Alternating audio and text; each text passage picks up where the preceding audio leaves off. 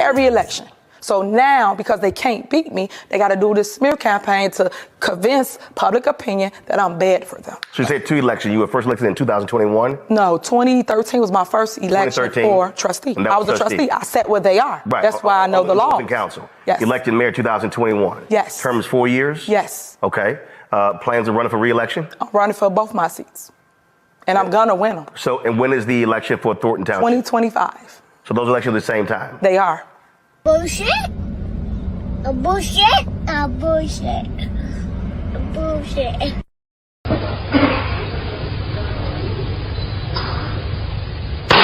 Okay, next. A bullshit. A bullshit. Let's get to it. Blessing. I could not be here breathing and be comfortable if I was really as bad as they was making. You know, nobody could be around me. So for me to be this calm, I must have some kind of inner peace. And my inner peace is knowing that once everybody take the time to really see what type of person I am, you'd be surprised that I stuck around this long. I have to make the life that I do live as happy as I can and try to do the best with what I have. You know, live the best life I can live, be as happy as I can be. Nothing is perfect for anybody. I don't know. Boys, I swear, I think I figured it out. You know why they don't want us redneck brothers and sisters and the hood brothers and sisters getting along? You know why? Because we'd be unstoppable. I'm telling you right now, we would shut shit down.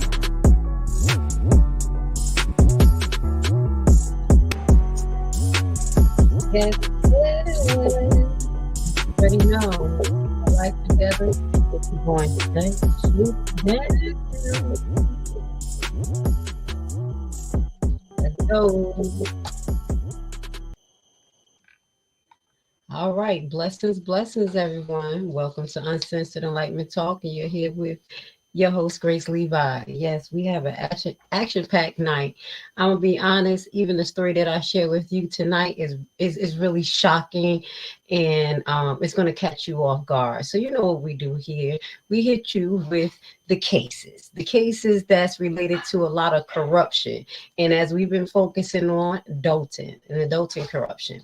So you see, I have a beautiful shirt on today. And we're going to start off by saying justice for Alexis Wilson. This is what this broadcast is dedicated to. We're going to have a few more series of broadcasts dedicated to Alexis Wilson. There are some events coming up when we do ask you to support, no matter whose side you're on. Let's be on this young lady's side. So definitely check out any events that's coming up. Support, and definitely donate for whatever is going on with her. So I want to say that here today, what we do is focus on a lot of like what's going on with the case, legally look at some things, and then we're going to keep you up to date in regards to some investigation that we're doing. Okay. Now today we want to talk about rogue officers. Now this is going to be a series, and it starts off with one of the main officers in this situation that dealt with Miss Alexis Wilson being unalive by this officer. But this particular officer name is Ryan PEREZ. Okay, we will show a snippet of him, but I don't want people to think that we're doxing this officer. But throughout this broadcast, you're going to get a good look at him, because this officer is still working till this day. Okay, so what we're going to do is start off with a clip that's going to kind of get people up to par and remind you of the real narrative of what happened with Alexis Wilson. Also, we have some great clips of Miss Wilson standing up for her daughter's right and attending a board meeting to make the county of Oak Forest aware that Officer PEREZ is a rogue cop. Okay, now it's going to be a little spin to this, because we're going to be sharing some cases that Officer Perez has been involved in. And he has been involved in a numerous amount of different cases that dealt with excessive force and wrongful death. Okay, so we're going to read one case towards the end of this broadcast, and I really hope that you guys can get through this, because this case that we show you is going to blow your mind. It entails the hospital, a big needle in the butt, taser, voodoo, and much more. Okay, how does that all combine? That is what the story inclined of that Mr. Perez went through, and we're going to talk about that case a little bit later. So let me get this on the screen. Please bear with me, guys. I want you to let me know if you cannot hear this. We did have some technical issues yesterday, but we will not have it today. So I'm going to mute myself and get this playing.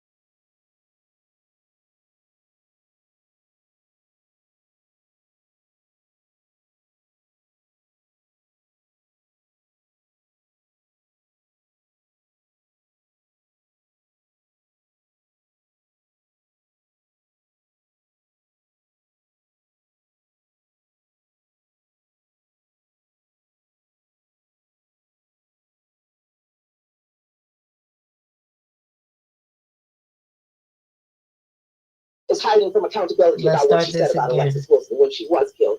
Now, if you watch thing, because she was afraid that you wouldn't let me speak. Is hiding from accountability about what she said about Alexis Wilson when she was killed. Now,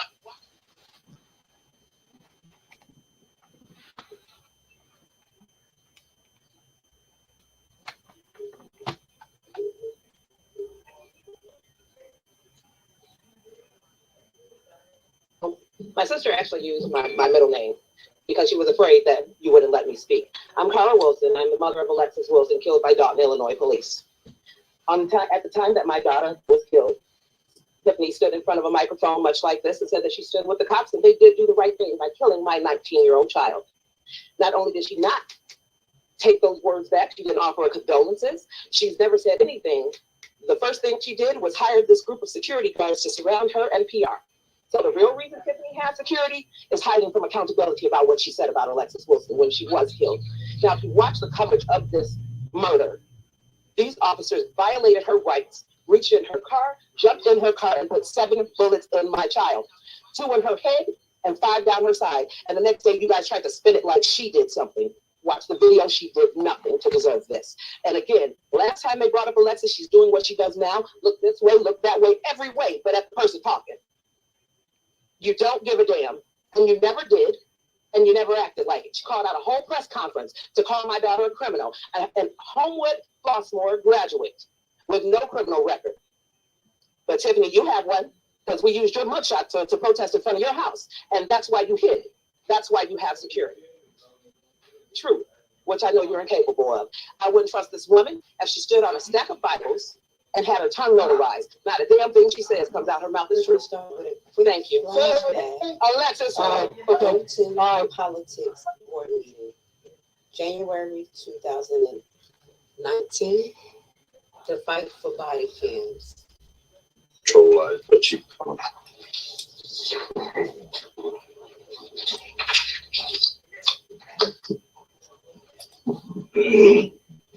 Thank you, Mayor, Madam Clerk, trustees, and fine citizens of Dolton.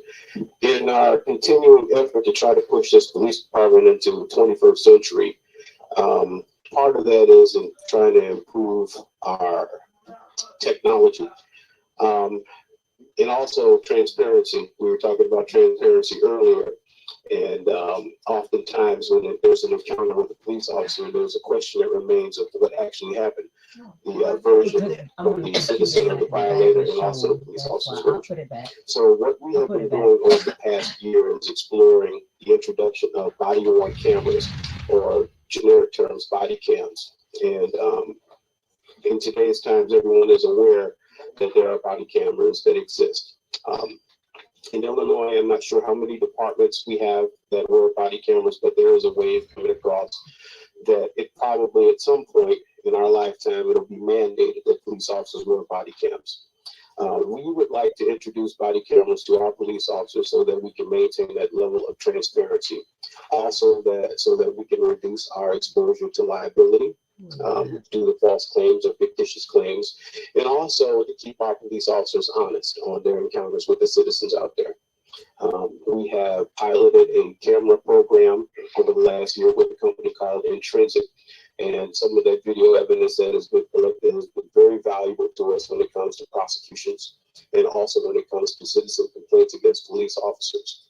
We use that data. Gave each of you a small packet that has Patrol Eyes. This is the actual company that we're looking at that has been introduced to us through the company called Intrinsic. Intrinsic is a software company. They do not make the hardware, but they recommend the hardware.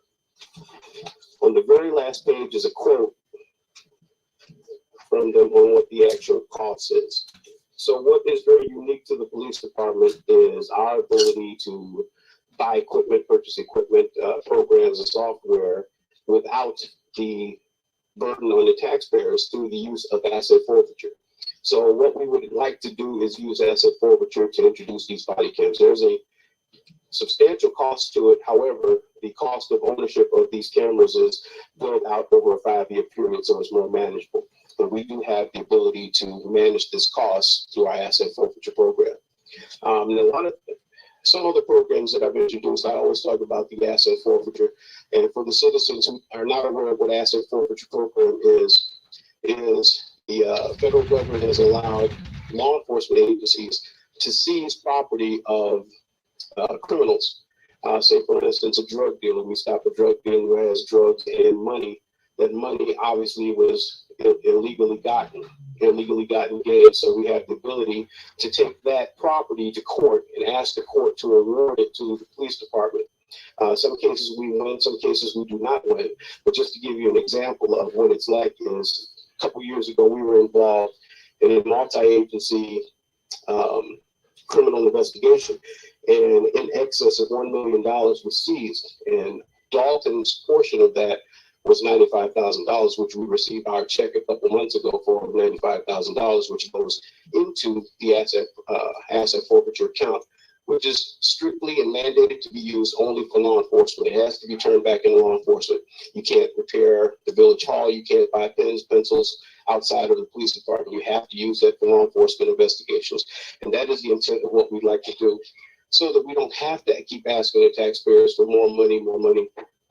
We obviously have financial issues that we like to that we have to address, but we also like to be financially responsible as we try to move this police department forward. So I'm asking tonight if you would take a look at the quote, and if it's reasonable, I would ask for your vote so that we can pursue this opportunity. Question for you, Chief. Yes, sir. I don't know if I asked this at the committee meeting, but it just came to my mind for those who may be thinking about this. A scenario is a police stops an individual in his vehicle. When does the camera activate upon interaction with that individual? And can you tell when that officer has turned that camera off during the middle of that interaction with that individual? Yes.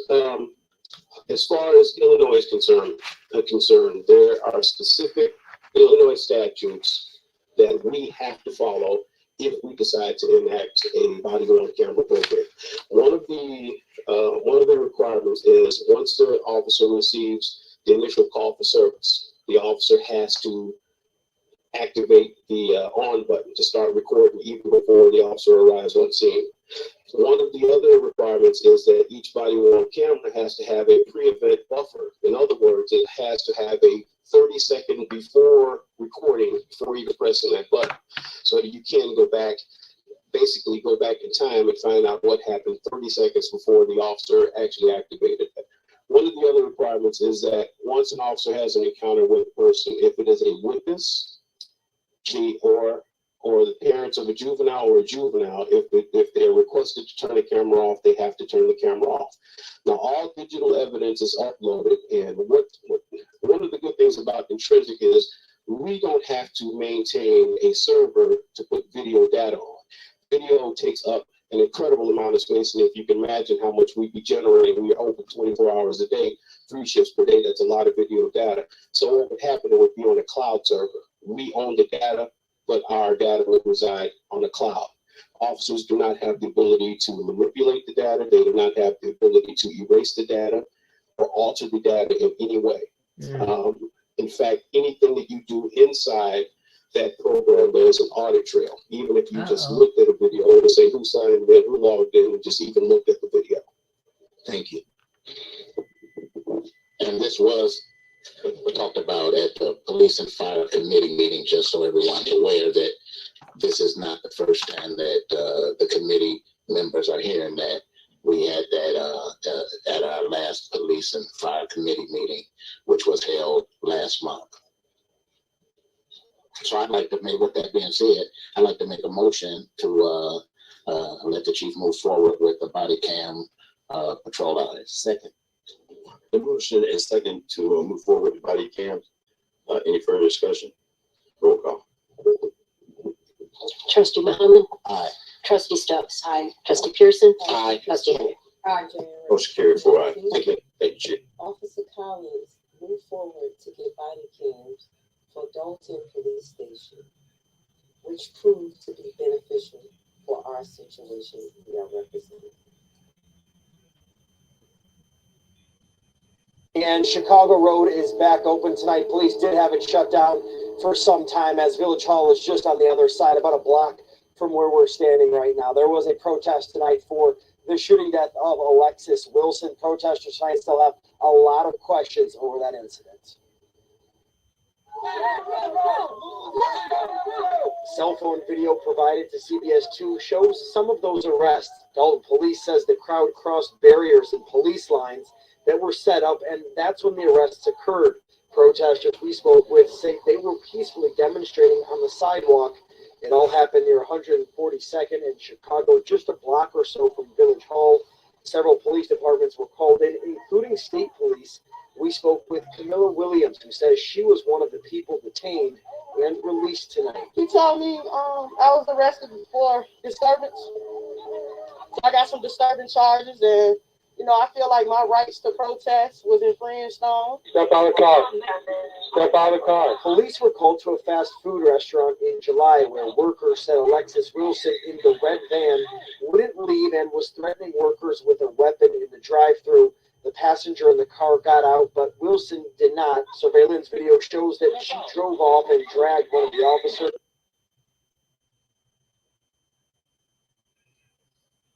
Hello everyone, Asgai from Drinking Gourd. Thanks for tuning in.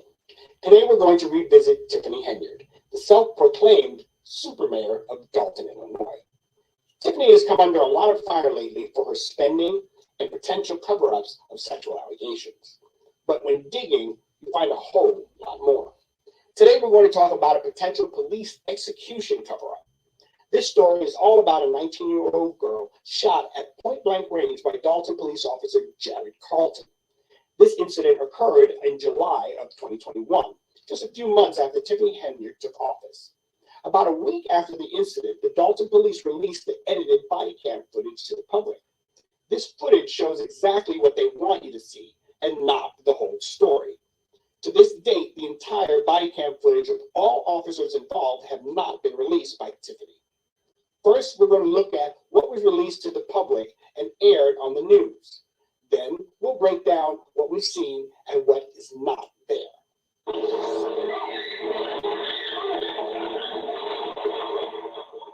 The family of a woman shot and killed by Dolton police speaks out as video of that deadly encounter is made public. The 19-year-old was killed just over a week ago. Tia Ewing is live at Studio 32 with more. Tia? Well, the family of Alexis Wilson, they questioned why all of the video was not released by police, and they claimed she was shot 7 times at close range.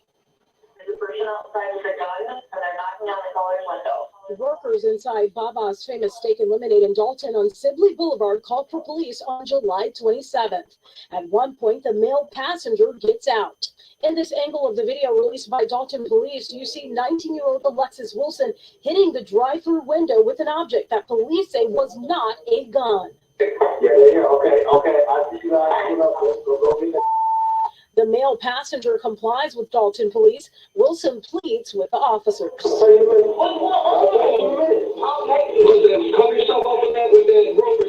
Body camera video from the passenger side shows what happens next.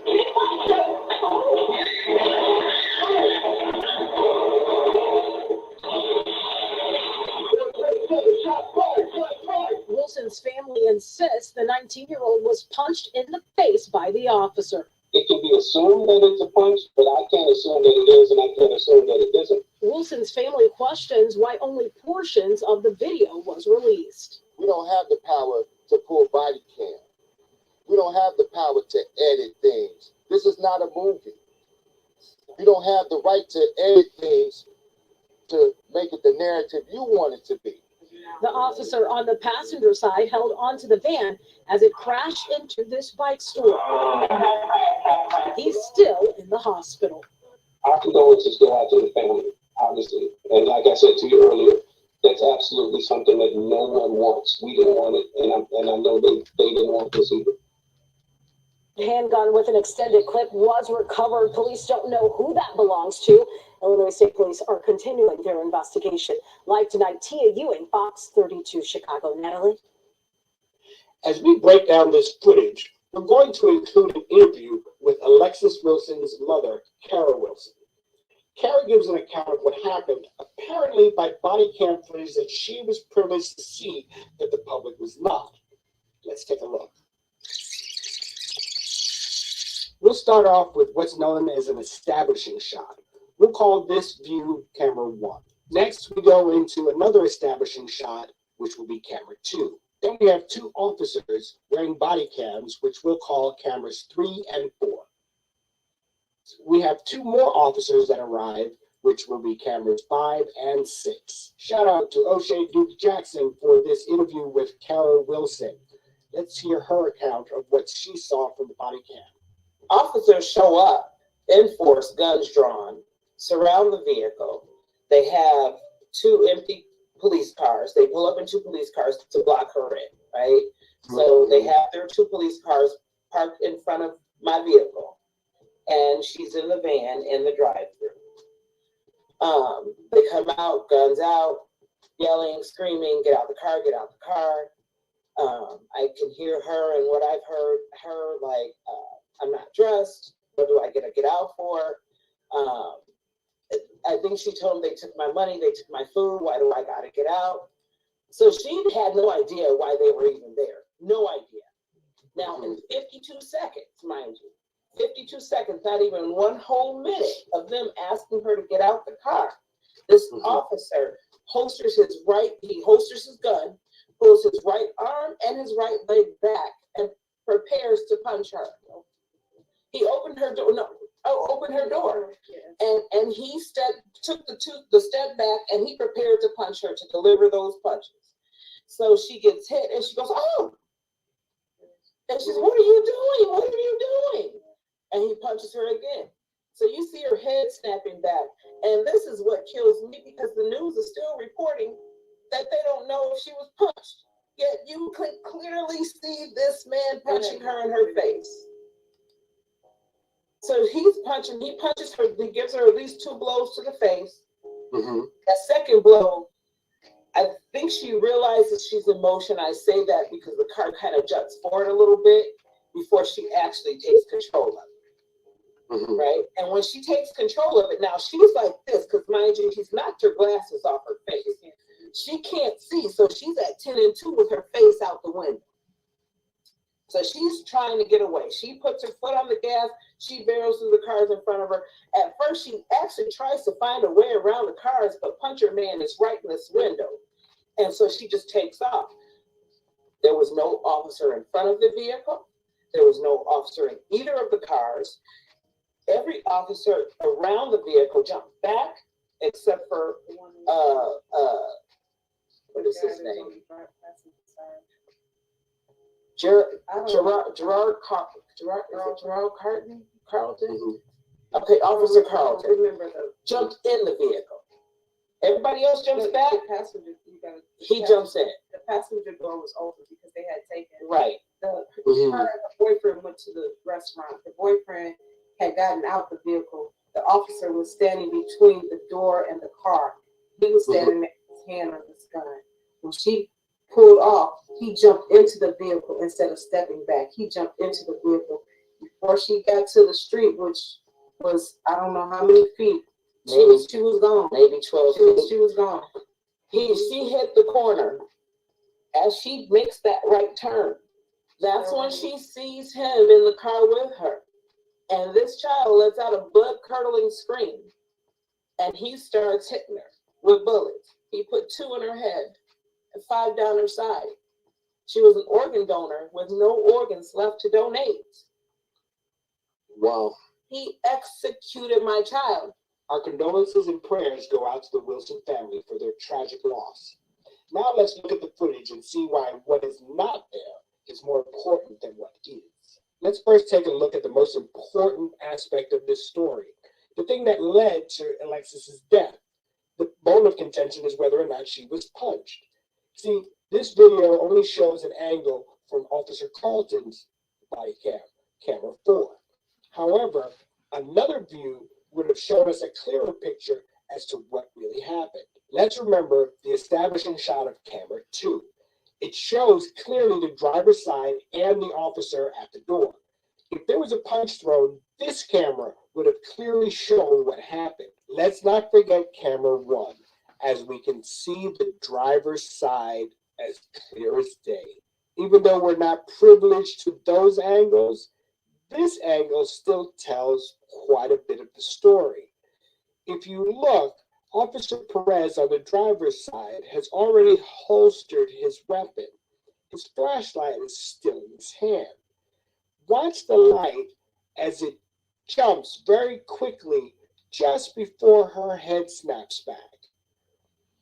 It's unclear which hand he had it in, but whatever motion he made caused that light to flash very quickly and all around the front seat. Also, another observation made from this footage is that Officer Carlton had already begun to jump into the vehicle before Alexis took off.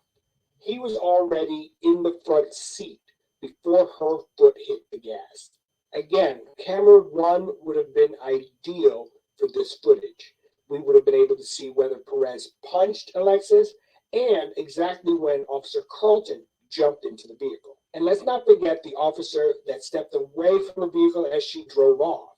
That was camera 6. She had a clear view of Officer Carlton and when he jumped in. The most important view is that of camera 4, when Officer Carlton jumped into the vehicle. That camera angle would have shown everything that transpired right up until the shooting. In every other case where we have a police-involved shooting and body camera footage, they show everything right up until shots fired, except here. As we can see, the lack of footage and transparency from the Dolton police and Mayor Tiffany Henyard is critical to knowing what truly happened. This is a case that demands answers.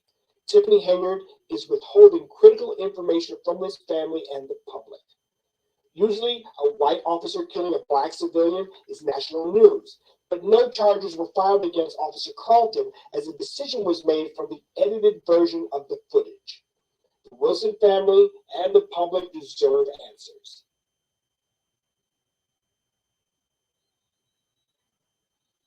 Participation. Would anyone like to address the council at this time? Please come forward, speak directly into the mic, and give us your name for the record, please. My name is Carl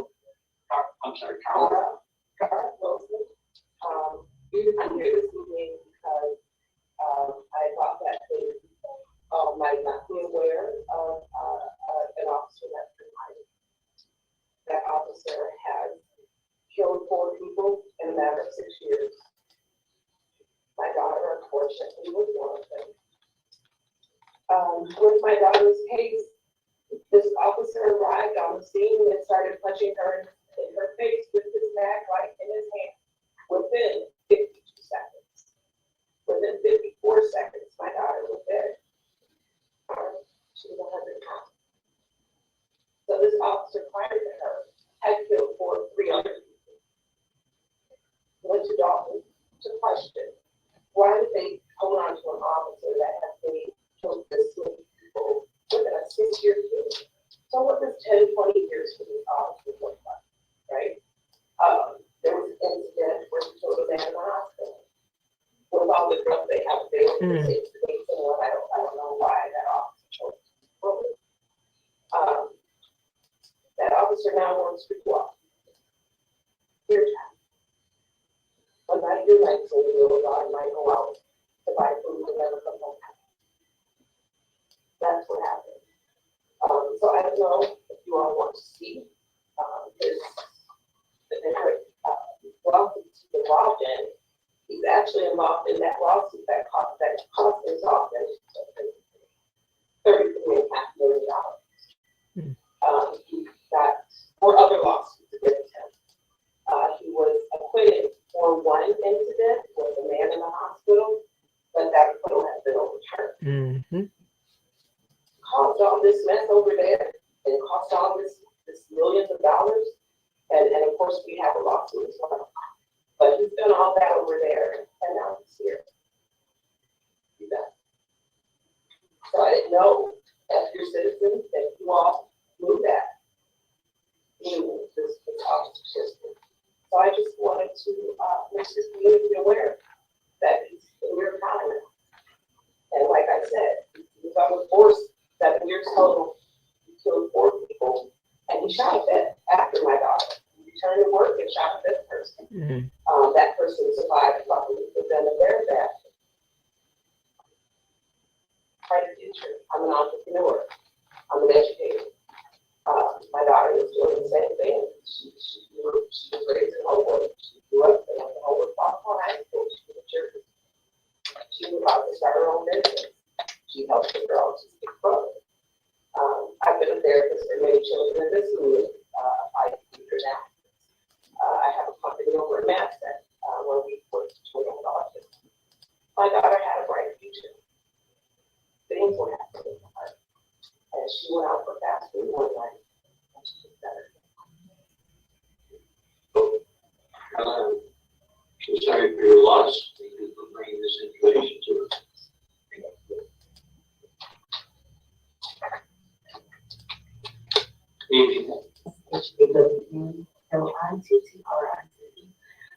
I too am here on behalf of Alexis Wilson. I'm a community psychologist. I am also a strong supporter of the Alexis Wilson family, Cara Wilson, and Alonzo Wilson, who lost their beautiful little girl in 2021.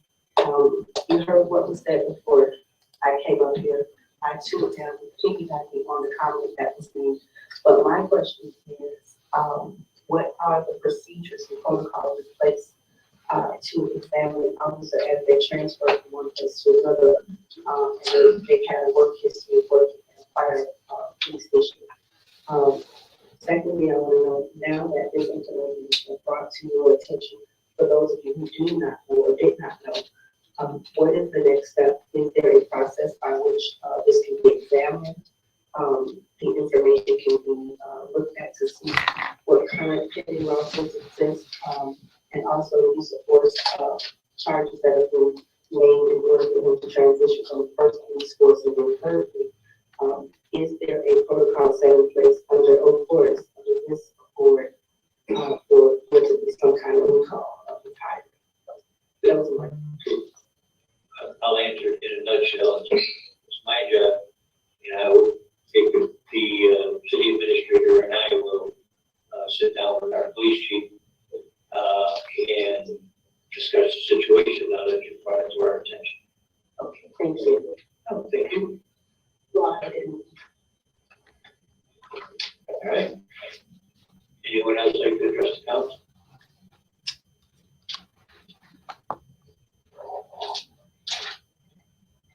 Yes, sir. Hi.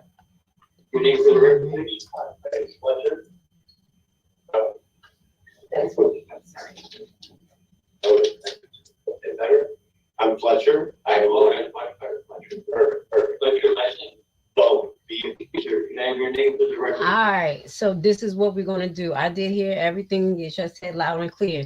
This actual first section is going to be uploaded. It's uploading right now, so you'll be able to hear this full video on your own. Shout out to Burgundy Blue, who was actually in the audience and was able to capture this a couple of weeks ago. So I wanted to figure out how to actually re-represent this, and this was the perfect time. So I do apologize for the sound and the delay. You guys know that I'm not in my studio and I am out of town, so I'm appreciative to even go live in someone else's quarters and, you know, take up space. So I do appreciate you guys for having patience with my technical difficulties.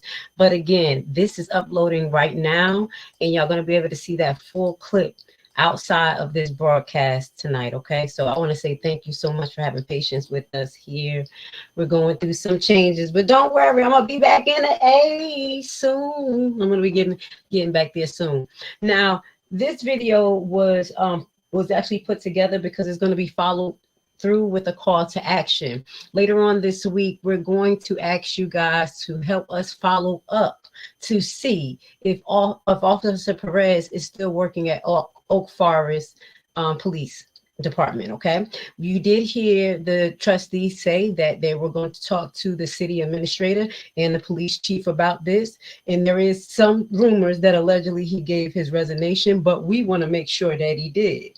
I want to send love and blessings to Miss Cara Wilson, who still has the fire in her, in the drive, and also no fear. You know, because dealing with these type of situations, as you can see in Dolton, it's a good old boy system, you know, and it's sometimes hard for people to get the justice they need without continuing to pursue, and then seeming like a nuisance. As she mentioned, it's been plenty of times that she went to talk at the Dolton meeting and they would not let her talk. So love and blessings. Keep the fight alive. Okay, guys. So that first part, it'll be uploaded. And you'll be able to hear that loud and clear. Shout out to Burgundy Blue. Love and blessings. Like I said, everybody's doing things, and that is amazing, and I love it. Please support them. Okay, we got our own niche. We're doing our own thing. Just keep the love spread. Now, this is how we will be able to verify in future references if actual Perez is gone. Like I had to start singing. Okay, here is the officer lookup in Illinois Law Enforcement Training and Standard Board, and here you see that he was employed with Dolton Police Department for a few years. It seemed like he was part-time there from 2014 to 2015, then went full-time from 2015 to 2023. We're going to show you a series of cases that took place between this time in Dolton related to this police officer. There was a case that Ms. Carver brought up about a young man being shot being, unalived in the hospital. And that's the story we're going to give you today. And I'm telling you, it's a wild story. So we're going to go over that today. But from right now, we're still under the assumption, because they didn't update this yet, that Officer Ryan Perez is still working at the Oak Forest Police Department. There were great questions asked that we're going to follow up in the call to action letter. I'm going to have that available for you guys tomorrow. Even if they don't have a Dolton meeting tomorrow, we're going to do a special broadcast just to put the call to action out. And all it is just take the letter and forward it through an email. Pretty simple. We're going to make sure that you have the email to the representative that you're sending it to. And this email is going to highlight, is Officer Perez still employed at the Oak Forest Police Department? So we're going to keep this broadcast going. You guys, if you have any inquiries about police that are still working in Illinois, this is the website for you to go to, and you can pull some information up. It's not a lot, but it's enough to get you started. Okay. And there's nothing like a Freedom of Information request. I also want to thank you guys for being here tonight, because I know that's not an easy subject, but our goal is to correct the narrative. And that's what we're going to continue to do. So I found something, you know, I'm always finding something. I found something. I found this amazing website because everything is there right in front of our face. We just have to look for it. So this website highlights Dolton Police Department salaries, dun, dun, dun, dun, open government pay. So I was looking, I said, oh, and now Lacey Lewis, okay? Lacey Lewis. Let me put him out on the side because we ain't even want to get distracted. But we is going to get down to it. They did have his name still up here, Ryan PEREZ. So I love this website because it's going to help me look for the officers that I'm looking for. And I'm definitely going to do a video on any or all of the officers that's involved in the kill shot. Okay. Look, did I put Lacey Lewis that's involved in the kill shot? So I'm still trying to verify if PEREZ is involved in the kill shot because his name is not in that lawsuit, but that is one of the ones that I think he is. So let's go to Brian PEREZ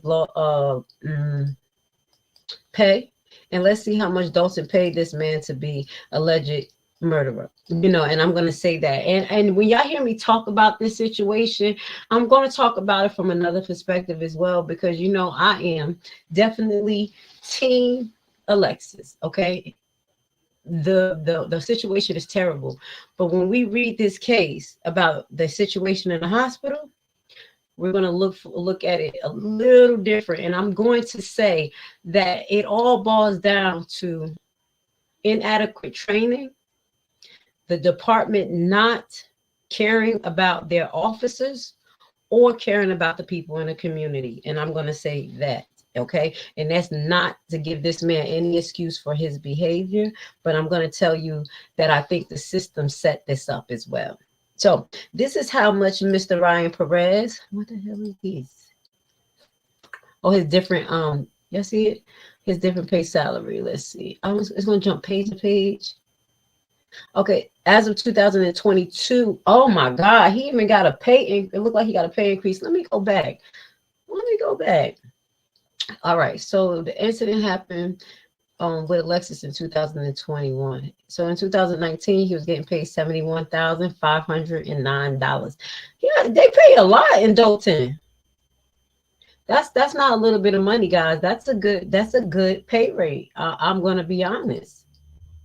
That is, so they should definitely honor their jobs. So then it went up to $75,954, so almost $76,000 in 2020. Hold on one second. So let's see, 2022, when this was his last pay, he went up to $86,000. Did you see the big pay increase? He almost got like a $10,000 pay increase after doing all of these. Well, after all these liabilities, excessive force, and murders, he is involved. And when we're about to get into, we're not going to get in detail because we're already ready. But he is involved in a $33.5 million lawsuit. I know y'all thought we was just talking about thick leg Lacey. I made thick leg Lacey the focal of my afflictions then, because he was the person that wasn't supposed to be doing that. He was already chasing people and things, but we kind of overlooked that PEREZ was the original. This man was the other man involved in that $33.5 million case. Okay? Yes. So just to bring that back to your attention, this is how much this man has helped basically put Dolton into debt. The next case that he is indirectly but directly involved in is the Camilla Williams case, the one we talked about with the protester. That protester was locked up because she was protesting for Alexis Wilson. And again, some of the factors that we talk about of inadequate basically recredentialing, training, all of that plays a part. These people don't know their actual constitutional law. So they're not abiding by the rules at this point. So now I just wanted to show you some of the cases that he's actually involved in, so you can get an understanding of how deep this cookie crumbles. Okay, we're gonna do a side view of him. Okay, we dox him, but just a little bit. This is a side view of Officer Perez. Okay, so now we're gonna move on. Now, in this particular, this was the one I was talking about, the kill shot. They did not name Officer Perez, so I'm going to say allegedly, but we're going to put this in the screen. This is all, these cases are under Tiffany Henyard, period. Okay, something severely wrong, and I'm going through this kind of speedily because all of these cases already we have went through. I'm going to have one particular playlist that's going to highlight all of these cases that involve wrongful death in the Dolton police, and that's going to continue just to build on as our channel build, and we talk about other wrongful death cases, road police, and other cases. Okay, we're going to keep on going down this yellow brick road and having our things that make you go, I think I liked that series. I was able to kind of like take y'all down the soap opera. So I hope you guys saw that segment.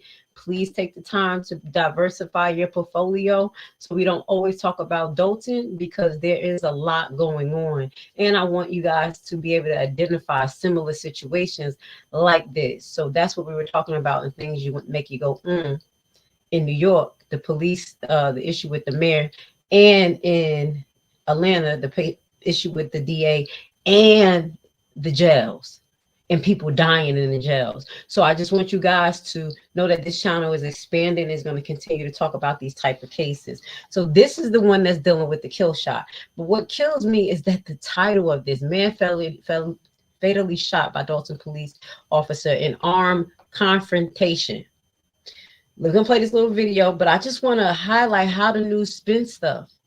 And I bet you it was hard for this family, just as it was hard for Miss Alexis Wilson family to hear this BS and to know that this man was possibly sleeping in the back of his car, knocked out. And we had the officer say, who gonna take the kill shot? Because we have read that case. If you didn't, you'll see it in this script. There are many questions in Dolton today about what led up to a man dying in a confrontation with police.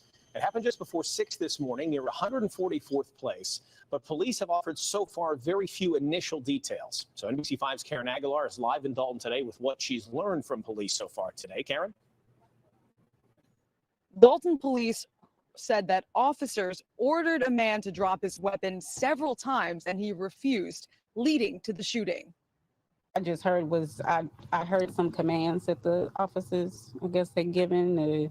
Heard somebody say, like, get out of the car, hands up or something. Then it was just a bunch of shots that rang off. Chloe Simmons says she woke up to gunshots early Friday morning. Illinois State Police says someone was shot by a police officer around 6. Officer said it was an ex-boyfriend, I believe, that got shot. Neighbors tell me they believe the shooting happened right here, a few houses down from where Chloe lives, near 144th Place and Dr. MLK Drive in Dolton. Tire marks are seen on the ground, starting from here and going into a nearby alley. My own backyard is like, what's going on? You know, like that's not good. Medical examiner's office confirms they were killed. The person who died has not been identified yet. They just told us that someone was injured, was taken to the hospital, but it was basically they were in the alley area investigating and in the front here. The Illinois State Police is investigating the circumstances surrounding this incident. Dolton police say body cameras were on at the time of the incident, and the footage will be available later on. Reporting live in Dolton, Karen Aguilar, NBC5 News.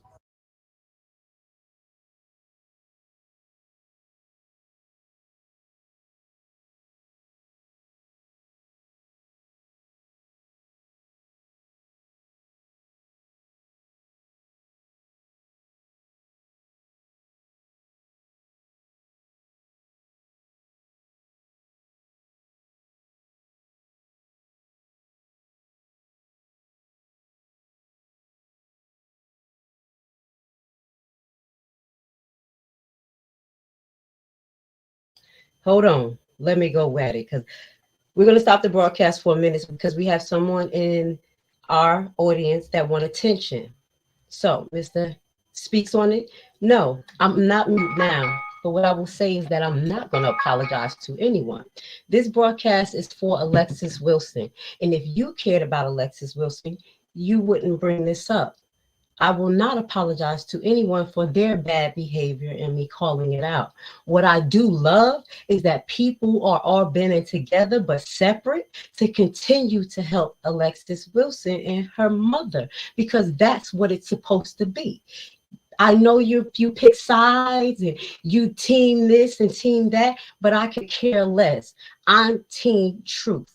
I don't like the way everybody act. We don't have to be together. And I will not apologize for people's behavior and me calling them out. They said what they said about me, and I said what I said about them. So, Mr. Speak on it, if you really cared and you wasn't messy, you wouldn't be in my commentary to tell me to apologize to somebody I don't know.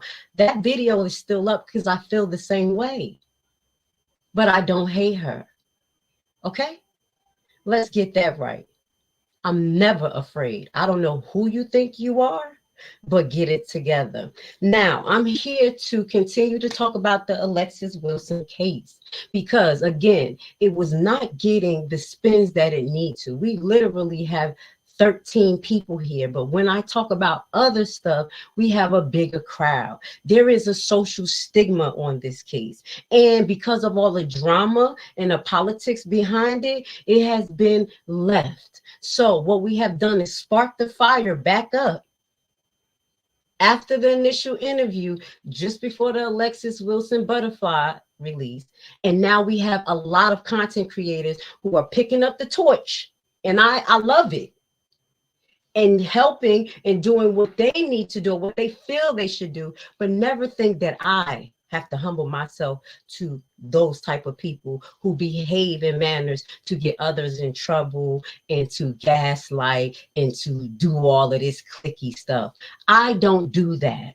I'm here for the people. So let's get that right.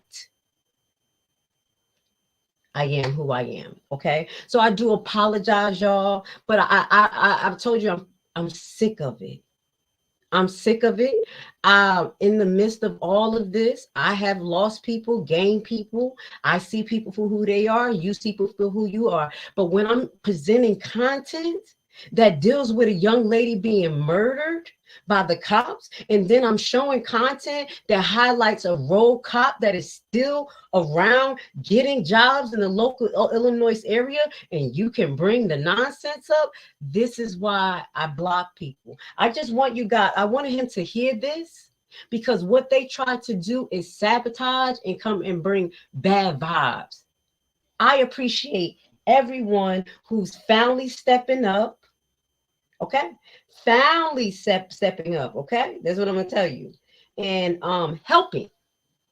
And if you don't like that word, just keep on stepping up so you don't look like you're helping just to try to make you seem like you're better than Grace Levi. I want you guys to really, really help, because my heart is in this.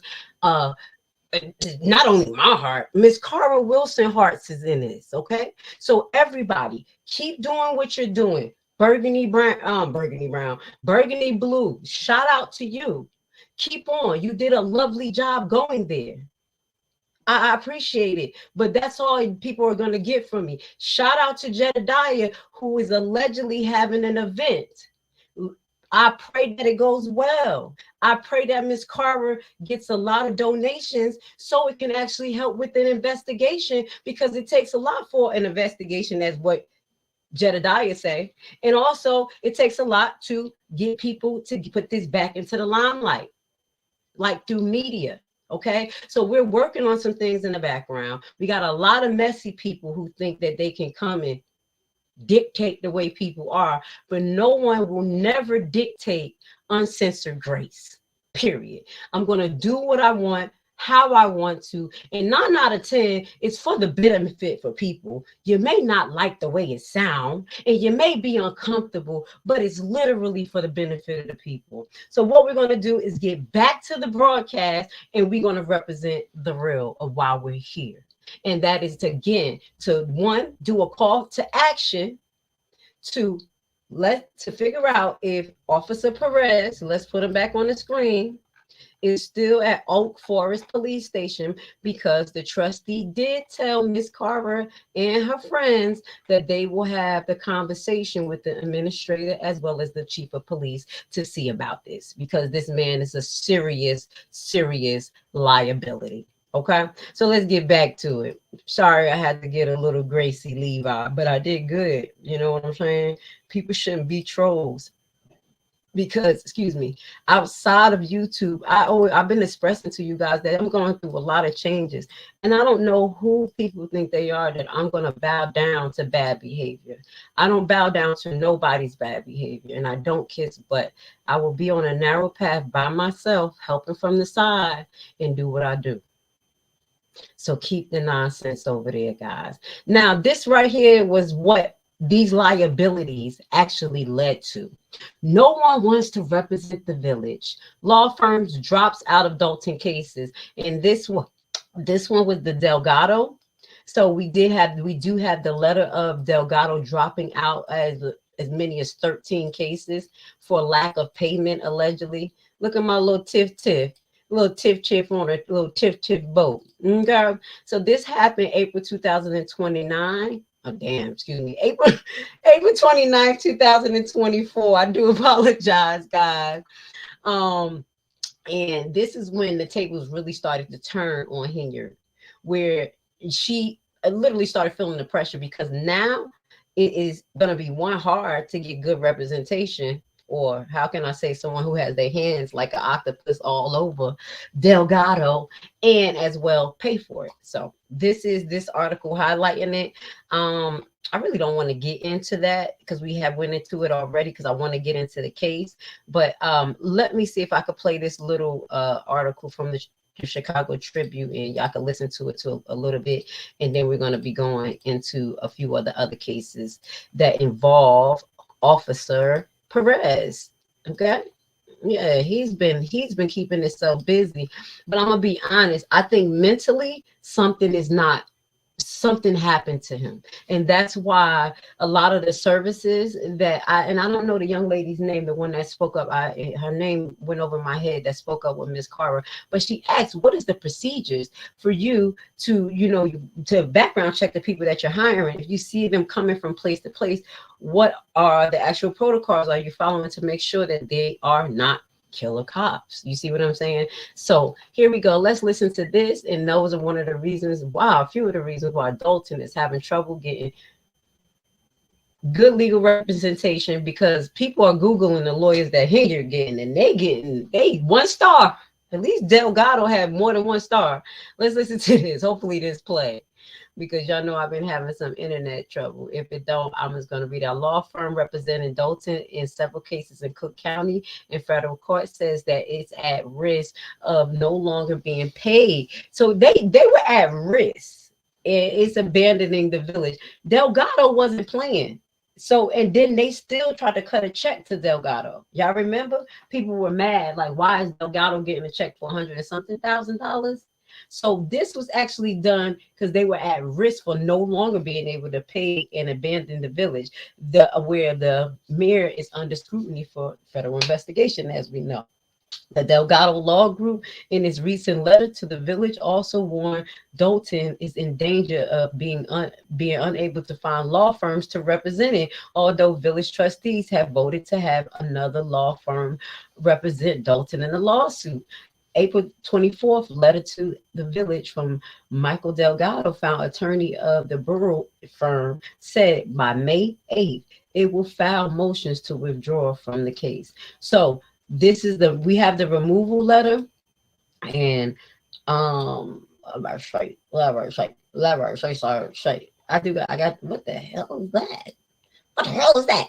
Well, I have the removal letter right in front of me, and I can count how many cases. I definitely want to make sure that I go over that. I don't even have to count them. They're numbered. There are 19 cases, and we actually went over probably like 7 of the cases. We still have more to go over and figure out what's going on. They got Ruby Anderson against Village of Dolton, Dolton Park District, and that may be something outside of the ones that we just read to you. Remember, we read Thrasher and Wilson. I think it was, what is it, Thrasher and Williams, the other case. So those are some of the cases where Delgado said, I'm getting out of here because you most likely probably won't be able to pay me. Okay. So some of these liabilities that was caused by this officer put Dolton in this situation.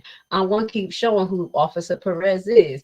And the reason why I'm definitely starting with Officer Perez, because there is a place in Miss Carver heart for him, and she don't like him. So I want to make sure he's the first that I represent, because all you hear, Perez, Perez, Perez. I was like, you know what? I'm gonna make sure he is the first that I talk about, because without Perez being so aggressive and doing what he did, this probably would have not happened, because he turned it up.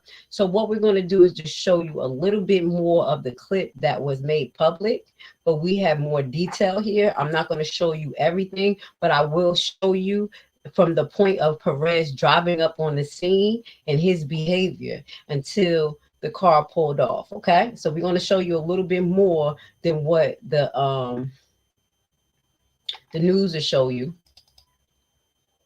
so you can get a better understanding of how this gentleman was hyped up. Okay, and I'm going to tell you why I think he was hyped up in the end. I think literally, I think this man is suffering from post-traumatic stress.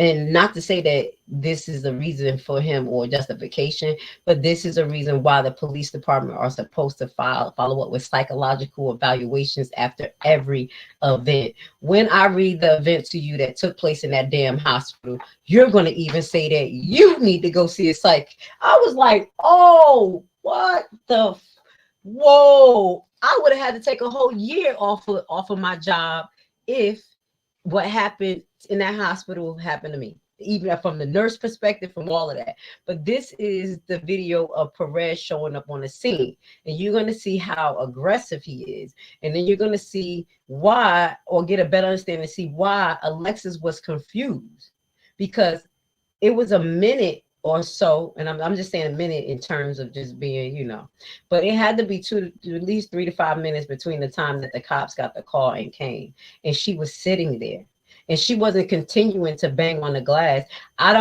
From everything I've seen, I did not see a video that said that they pulled up on the scene and she was like this when they pulled up. It was not like that. So let's just watch this. Hopefully you can hear it a little bit better. It's not really to hear a lot, but I want you guys to watch the first 2 minutes.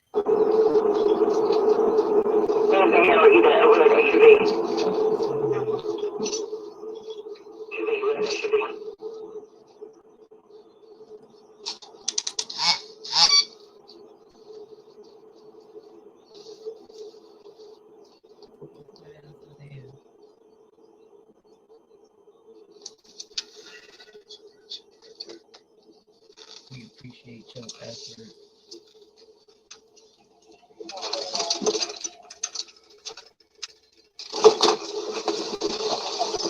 Hey, let me see your hands. Both of you, show your hands. Hands. Touch the roof of the car. Touch the roof of the car. Keep your hands there. Put your hands up. You see what I'm saying? Now you can see how he got out the car, just turned up and aggressive. Okay? And there's other officers there.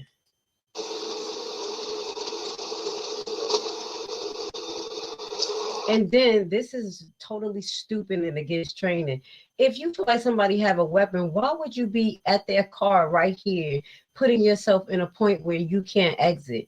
That's the dumbest move that you will ever make as an officer, somebody in healthcare. And when they have a mental crisis, they tell you not to get in between the patient and the wall. And that's what he did. So that tells you the level of danger that he thought he was in himself. And it doesn't match the level of escalation. Cut the car off. Thank you. Hold on. I'll tell you in a minute. What's going on? I'll tell you in a minute. They didn't give us our order. That's fine. Step up. I'm naked. Step up. I'm naked. But cover yourself up with that robe or something. I'm naked. This was Pause it in a second. Look. Let's get. Step up. Now, what we're showing you is Officer PEREZ body cam. Okay, these are a lot of the missing parts that the news is not showing you. He was there for a minute, for a little minute, and as I say, this wasn't the right location for him if he ever thought that she had a gun. So that's why we knew that they knew she did not have a gun. So we have to clear that negative. I mean, she did not have a gun, I don't believe, at any point. They did say that they found one in a car, but we're still questioning that and looking into that. Okay, I'm just letting you know we're watching that closely. Naked, love, I'm naked. Okay, wrap yourself up with that robe and step out. I'm naked. Look at him. This is PEREZ right there. You can see him. You saw his image in the camera in the window.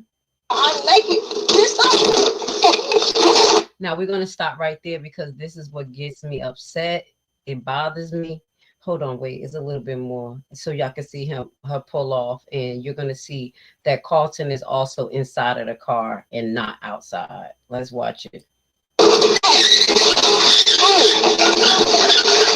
Now you see how close she was in between this gray car and her car. If Officer Carlton was hanging out the car and dragged and the door was open, there would have been no way he would have jumped into that car. He would have been smushed in half. So the narrative is totally wrong because this car right here is sideswiped. And it's not even sideswiped terribly. Okay, we can show you that on later occasions because we're going to be talking about Officer Carlton coming up very soon and his alleged telling the news and the news telling everybody that this gentleman was dragged. We have the proof that he was not dragged. Okay, outfit was clean and everything, even after being pulled out the car. So let's just watch a second more of seeing how Officer PEREZ act like he's in the Wild Wild West when you hear gunshots.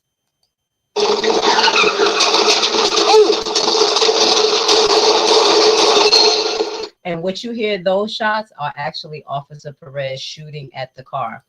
According to my findings, that is against policy for officers to shoot at a vehicle, period.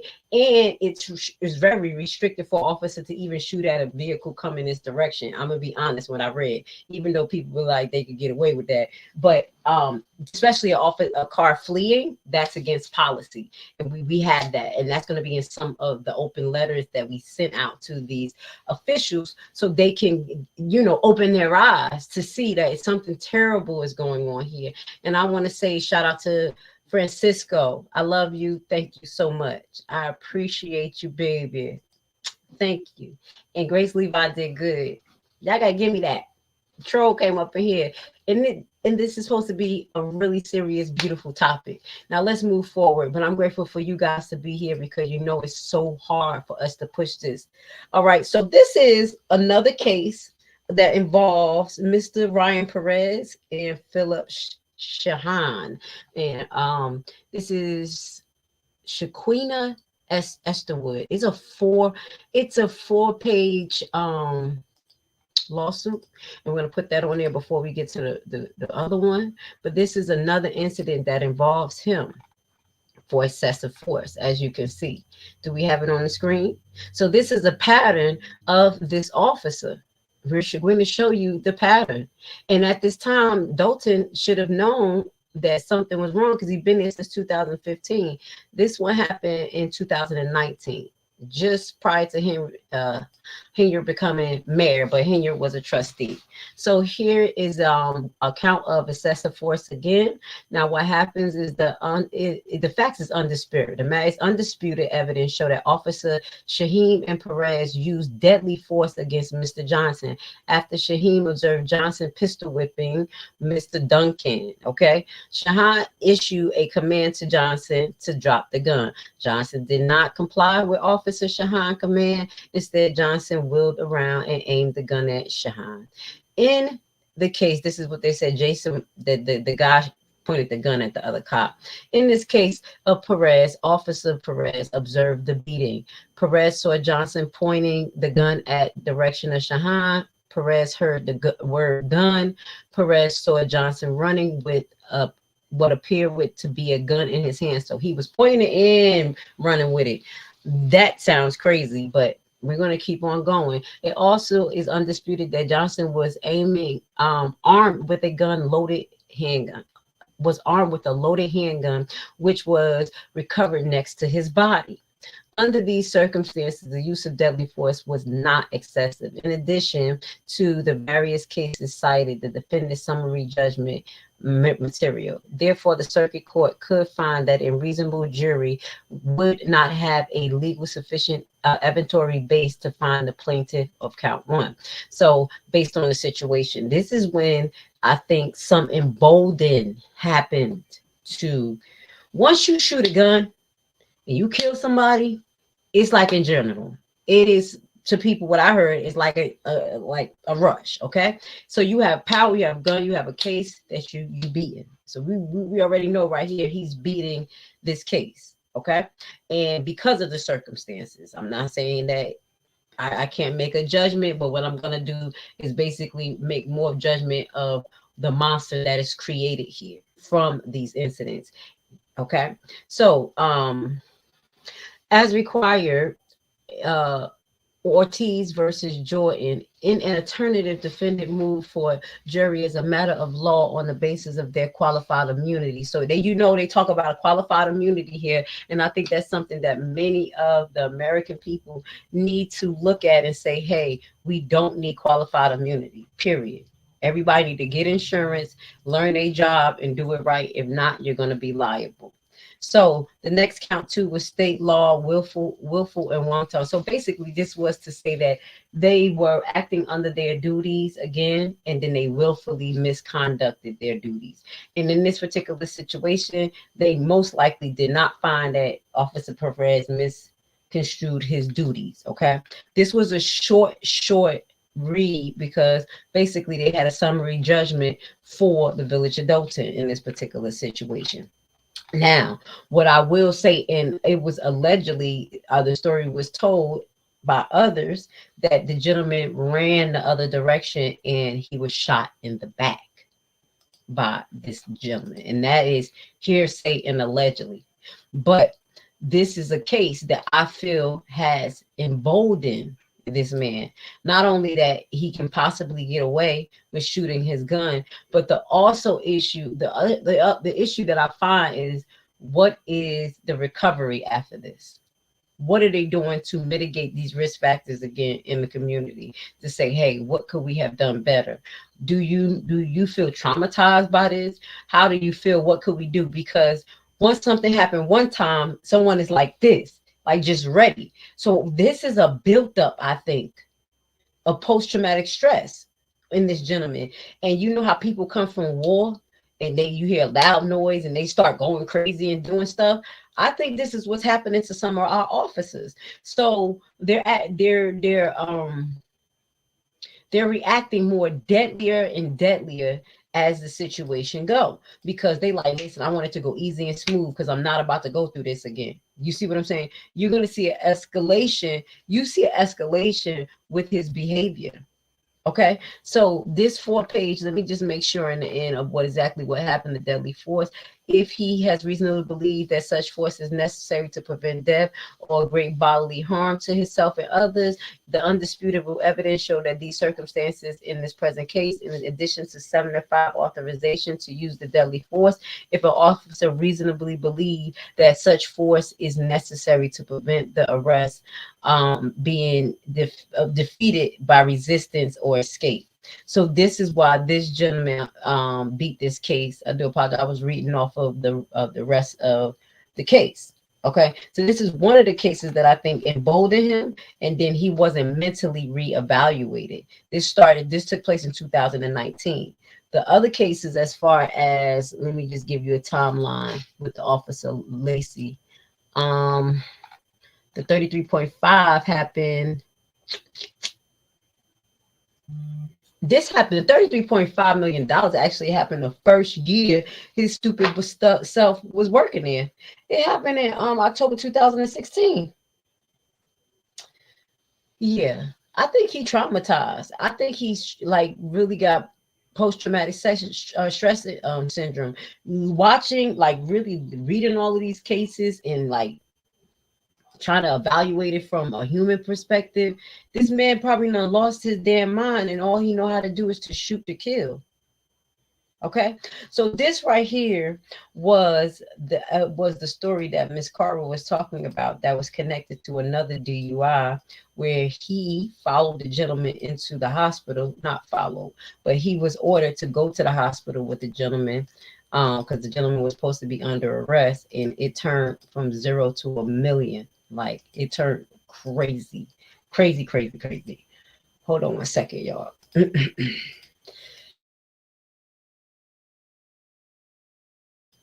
I want to say thank you again for being here. Please hit the like button. Please share, because I think this information is very important, because it does affect you. Officer Perez can be at a precinct near you, acting like nothing happened. He doesn't look as worse as he behaved until he start behaving.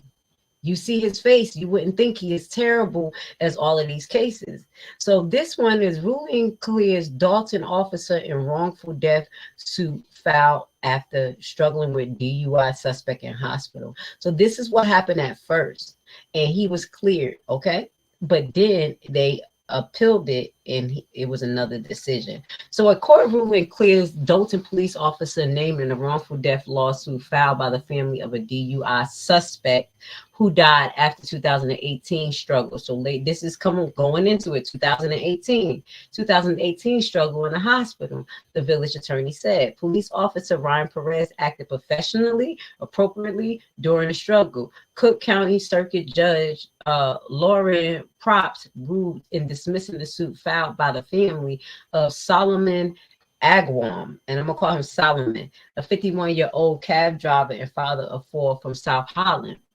The ruling addressed liability, immunity, and other aspects of public debate about police conduct and the use of force. So their basically stance was that he was immune from liability based on an officer's immunity because he was acting under the color of law. That's what they were saying, as far as the argument. So much police work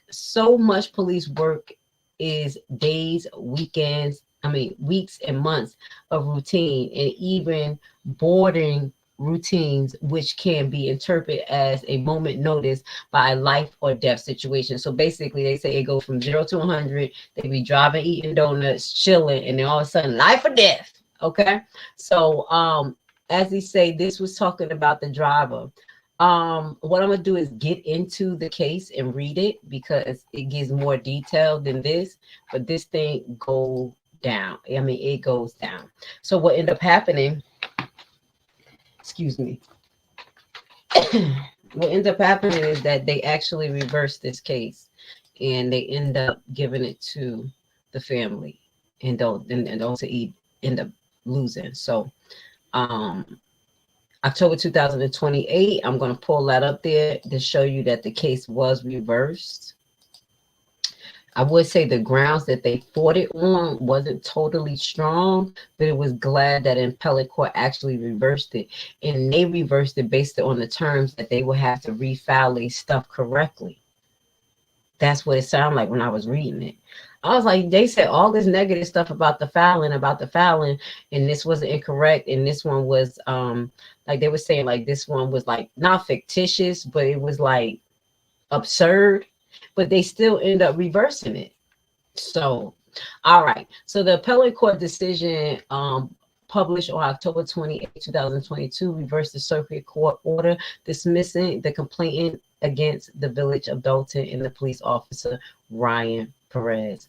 This case was brought after Solomon died minutes after physical altercation with Dolton police officer Ryan Perez at the Advocate Christ Medical Center in Oak Lawn.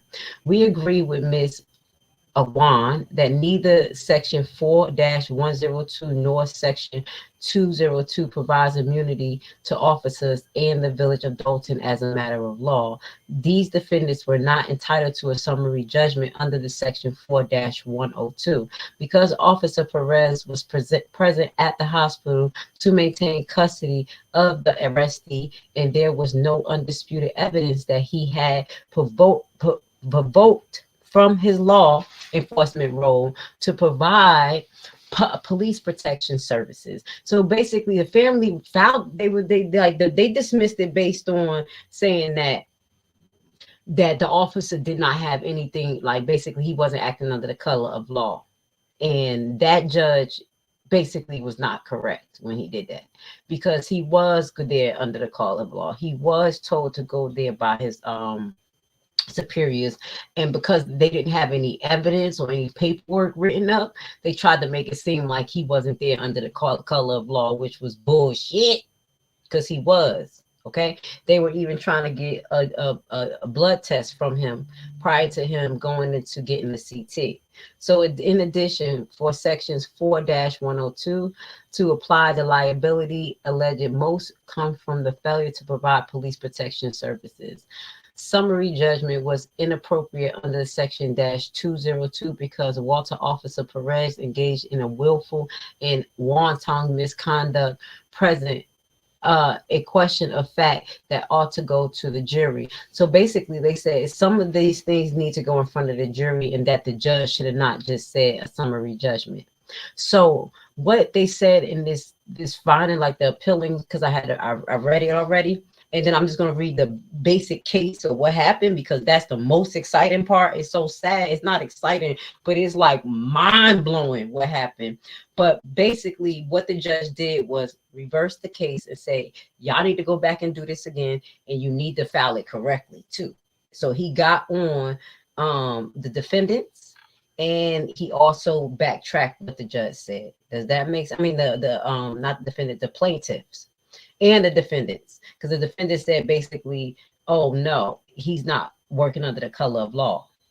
But then the law that the plaintiff cited wasn't correct. It wasn't correct. And that's why I was reading it. I was like, damn, did they not do it right, or did they do it right? I had to go back and read it again, because I'm like, everything in this ruling and judge's opinion was saying that they did something wrong. Like the plaintiff did not file it correctly, but the way they tried to dismiss it was not correct. So that's why it got sent back down. So now this is what we're going to do. We're going to get to this case. This is wild. Me working in the hospital, I seen some shit. This right here, I'm praying I don't see nothing like this. Y'all already know that I was at a hospital that had a shooter. We had a shooting event when I was in Macon. That was crazy. Literally having to do CPR on a patient for 2 times 30 minutes, 40 minutes nonstop, while we had an active shooter downstairs, and they end up killing him. It was very traumatizing. It's very traumatizing to work in a hospital. I'm just letting y'all know. And the officers, their job is very traumatizing. So officers, don't think that I'm just coming after y'all, but we have to build the line of communication between the public and you guys, and y'all have to start by doing right and taking accountability. Shit, because if we got to do it, you too. I'm just saying. So it was a nurse involved in this, doctors. I was like, woo, this was like a soap opera, baby. Now, let's get to the case, because this is going to be the last part of this broadcast where we're highlighting who is Officer Perez. We're going to put him back on the scene. And again, our goal to show you this tomorrow, we're going to have the letter ready for you and ask you to do a call to action. Let's get in contact with Oak Forest Police Department and make sure that this man is not there, because this man needs to see a psychologist. He done lost his mind. I promise you. And this is the job he chose. But when it gets to a point when you have seen so much, you have to back up. Look at the cases. He was in a chase. He ain't supposed to be doing that, but that shit is traumatizing, doing all, and then you go adrenaline rush and all types of stuff. That right there is a moment to remember. And the guy died. You're connected to that death. Now your job is on the line. Not really, because you got these type of rogue ass administrators in, but you know you're in the middle of all this. That's stressful. Just think about that. Just think about you putting yourself in his shoes. This man lost his damn mind. Okay, people behind that is getting locked up. Then there's other cases coming that, as you see, wrongful arrest. I do believe that he's involved in the kill shot, because when I put his name in, that kill shot case come in. This type of tone of who's going to shoot him first. Now you have a situation that you're listening, that you're going to listen to here again, what we just listened to. Imagine you walking up and your partner has a gun point to him. What are you going to do? I'm saying some set it off stuff. What are you going to do when the trigger's to your head? You see what I'm saying? So I can't even imagine how I would react, but I'm talking about the after effects. This one right here and I lost his mind. He had to have post-traumatic stress syndrome. Seeing that, not letting it be treated, not talking to nobody, getting it built up in him like he doing good from crooked ass partners around him, and he continued to have these bodies around him. Something is not right. So let's get to this one, because this hospital one is not for the weak. It's not for the weak. Let's get to it. Please hit the like button. I appreciate you guys for being here. We'll put this on the screen and we're going to get to it. I'm going to get to the nitty gritty. Hold on. I got my paper. We're going to get to the nitty gritty. All right. So this is the judge's opinion. The judge's opinion after extensive discovery. We starting after extensive discovery. The village of Dolton and Officer PEREZ moved for summary judgment as to them arguing that because Officer PEREZ was providing a police protection service, like I just explained to you, at the time it was placed allegedly in that complaint, he was entitled to absolutely immunity from civil suit as a matter of law. Okay, and that is not totally true. All right. So this is one of the reasons why they reversed it. Also, hold on. I just wanted to go in, and this is where they said that Miss Agawam argument in response that whether Officer PEREZ was dispatched to provide a police protection or service under section 4-102 and whether he committed willful or wanton misconduct under section 2-202 were both questions for the tier of fact. The circuit court entered summary judgment in favor of the village of Dolton and Officer PEREZ, concluding that the matter of law that were entitled to immunity for civil suits under both section 4-102 and 202. And they were basically saying that is why he doesn't fall under immunity, because he was there conducting a service and he was not protected under the color of law, as what the village of Dolton said, because he was there doing a police report. So they try to use it like they said he was doing a police report, but they said he wasn't acting under the color of law. It was just stupid. So this is some of the reasons why it was reversed. Let's get to the background information, the good nitty gritty. All right, background. The following facts are taken from the exhibits and depositions attached to the party's summary judgment. So it started with a traffic incident. At 12:38 a.m. on March 10, 2018, police received a 911 call reporting a car crash with an injury at the intersection of Shelby Boulevard and Cottage Grove Avenue. Shelby Boulevard is just terrible. Every time we read in the case, it got something to do with Shelby Boulevard. Let me find out they got some type of haunting up there. What the hell? Every time it's Shelby Boulevard, I know that's the main street, but jagged. I got a main street out here, but everything don't happen on South Orange Avenue. It happened other places. I don't know why my throat a little itchy. Hold on, guys.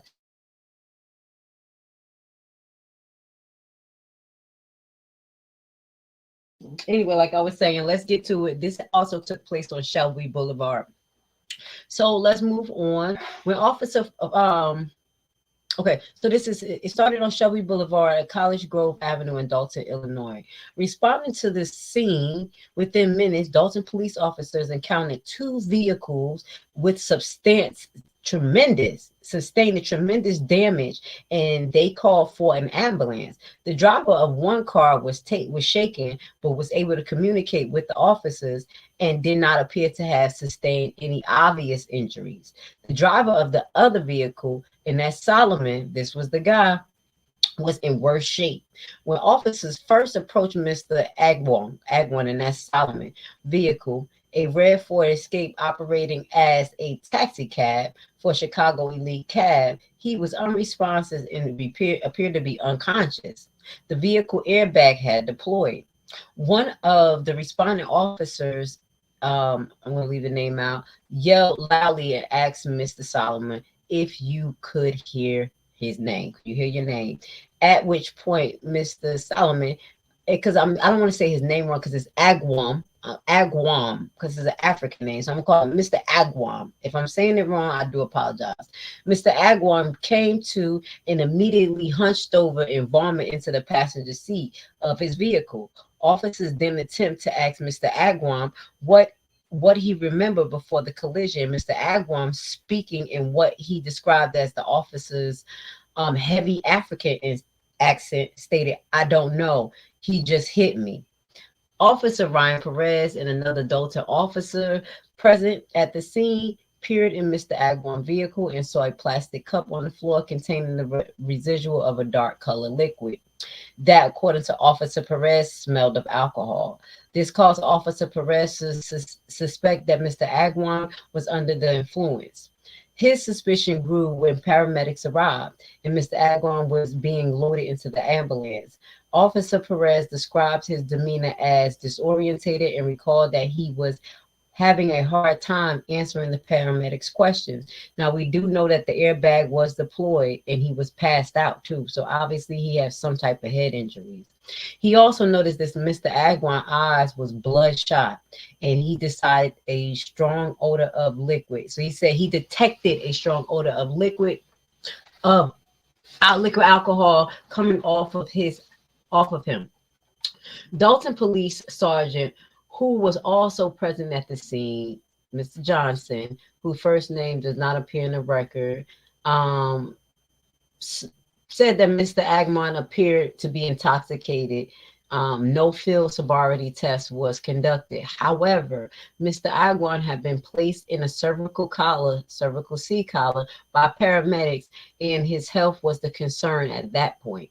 Sergeant Johnson instructed Officer Perez to follow Mr. Agwam to the hospital to process him for suspected driving under the influence. Okay, so Janelle Koger, the lead paramedic, so this is Janelle, the lead paramedic in the ambulance team that transported Mr. Agwam to the hospital, also suspected that he might have been under the influence. In his disposition, he recalled noting some kind of scent, maybe alcohol. We know what the hell alcohol is. That's why I'm kind of like, some kind of scent, maybe. No, we know what that is. Like, I'm like, yo, he drunk. If I see it, I'm gonna say it. So this kind of threw me off a little bit when the health provider said maybe it's alcohol. Bitch, what is it? Alcohol smell like alcohol. Okay, like they were trying to conspire some type of story, because when I'm listening, I'm like, oh damn, nurse, you sound like you're lying. I'm just keeping it real. When I read this, it was like a soap opera to me. For real, okay? Hit the like button. So what ended up happening is now some kind of scent of alcohol was smelled as described by Miss Janelle. All right, Mr. Agwam was unresponsive as she and her colleague attempt to assess his injury. He did realize what was going on and he wanted to leave. As he was being loaded into the ambulance, he tried to get off the stretcher and walk away a couple of times. This is Mrs. Janelle. This is recall. This was her recollection. When they asked him directly if he had been drinking, his response was sarcastically. He said, "Yeah, I was drinking." Oh, okay. The ambulance left for the Advocate Christ Medical Center around 1:15 a.m. Okay, so he admitted to be drunk. So in the telemetry log, the document in which a receiving hospital records the preliminary information it receives from paramedics regarding incoming patients, hospital staff noted that it was unclear whether Mr. Agwam had been wearing the seatbelt at the time of the collision, that he had been drinking alcohol, and that he had been combative but calmed down. Those are some of the factors that we pay attention to, because if you wear a seatbelt, we'll at least kind of estimate how much damage we have. We can't do a percentage, but we at least know, like, okay, if he didn't wear a seatbelt, he acting like this, he must got some brain damage. Or if he did wear a seatbelt and the airbag hit his face, we have to look for broken bones, things like that. So you see what I'm saying, how we kind of gauge it a little bit, but we still do a CT of the head to make sure that there's no bleeding. So when he arrived to the hospital at 1:26, the ambulance arrived to the hospital at 1:26. The paramedics brought Mr. Agwan to the trauma section of the emergency room and headed him over to the hospital medical staff. So then he got transferred over. The hospital staff asked paramedics why Mr. Agwan was not backboard all the way. He was supposed to be strapped down and everything was supposed to be straight if he had any spinal injuries. The paramedic responds, he kept getting up and they tried but could not get him to remain on the backboard. I don't understand, because if they would have got him on that backboard, he would have been like this. They could have just strapped him, strap, because that's how we do it. Like strap. I mean, if they're in the ambulance and they bring him, because he's supposed to have been staying still. So obviously they didn't secure him correctly, and he was jumping up. Okay, so he kept getting up. The 4 medical professionals were present in the ER when Mr. Agnew arrived, all of whom were later disposed. They did a deposition. So they had one named Valerie, the ER technician, one named Lopez, registered nurse assigned to the emergency department. You see how our name could be getting into this stuff? And the Dr. Thomas, the trauma and general surgeon, and Dr. Taiwan, the ER physician, who at the time was a second-year resident. So he was the PA. And this overnight. So I understand this story because I work overnight. So the physician assistant was calling the orders, and when shit got really bad, they had to call Dr. Taiwan in. This is what ended up happening. So let's get into it. Okay, so those were the people that was there. They said that Mr. Agwan arrived. He was drowsy and unable to maintain eye contact or answer the doctor's question, but he was not in an agitated state. This is the nurse, okay? And I don't want to say her name, so I'm gonna call her Miss Nurse. Okay, Miss Nurse removed Agwan clothes and placed him in a hospital gown. At 1:42, Dr. Thomas ordered that Mr. Agwan be taken to radiology for various computer CTs tests to rule out potential head injury and bleed, because that is what they're supposed to do. At that time, Officer Perez had followed Mr. Agwan to the hospital and was present in the ER while Miss Nurse and the rest of the trauma team looked over him. At some point, Mr. Agwan was transported to the radiology department. Officer Perez handcuffed him to the gurney, told Miss Nurse that Mr. Agwan was in police custody for suspected DUI, and explained to her that he will have to stay alongside Mr. Agwan and that they treated him. Officer Perez also administered the warning to the motorist and Mr. Agwan, in attempt to obtain his verbal consent for the blood sample. So that didn't make sense.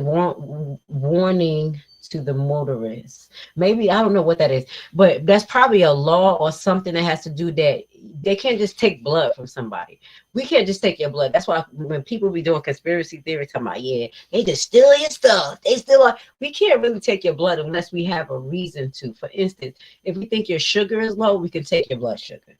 If we think that your electrolytes balance is off, and that's causing you to pass out, dehydrate, then we can take a blood sample, but that is specified for those chemistries. So we're not checking for HIV, hepatitis. Like people say, they take your blood, they do everything they want to. Hell no, because the insurance company won't pay for it and the lab don't run it. So at this particular point, it's not our job to take blood samples or do a drug screening for the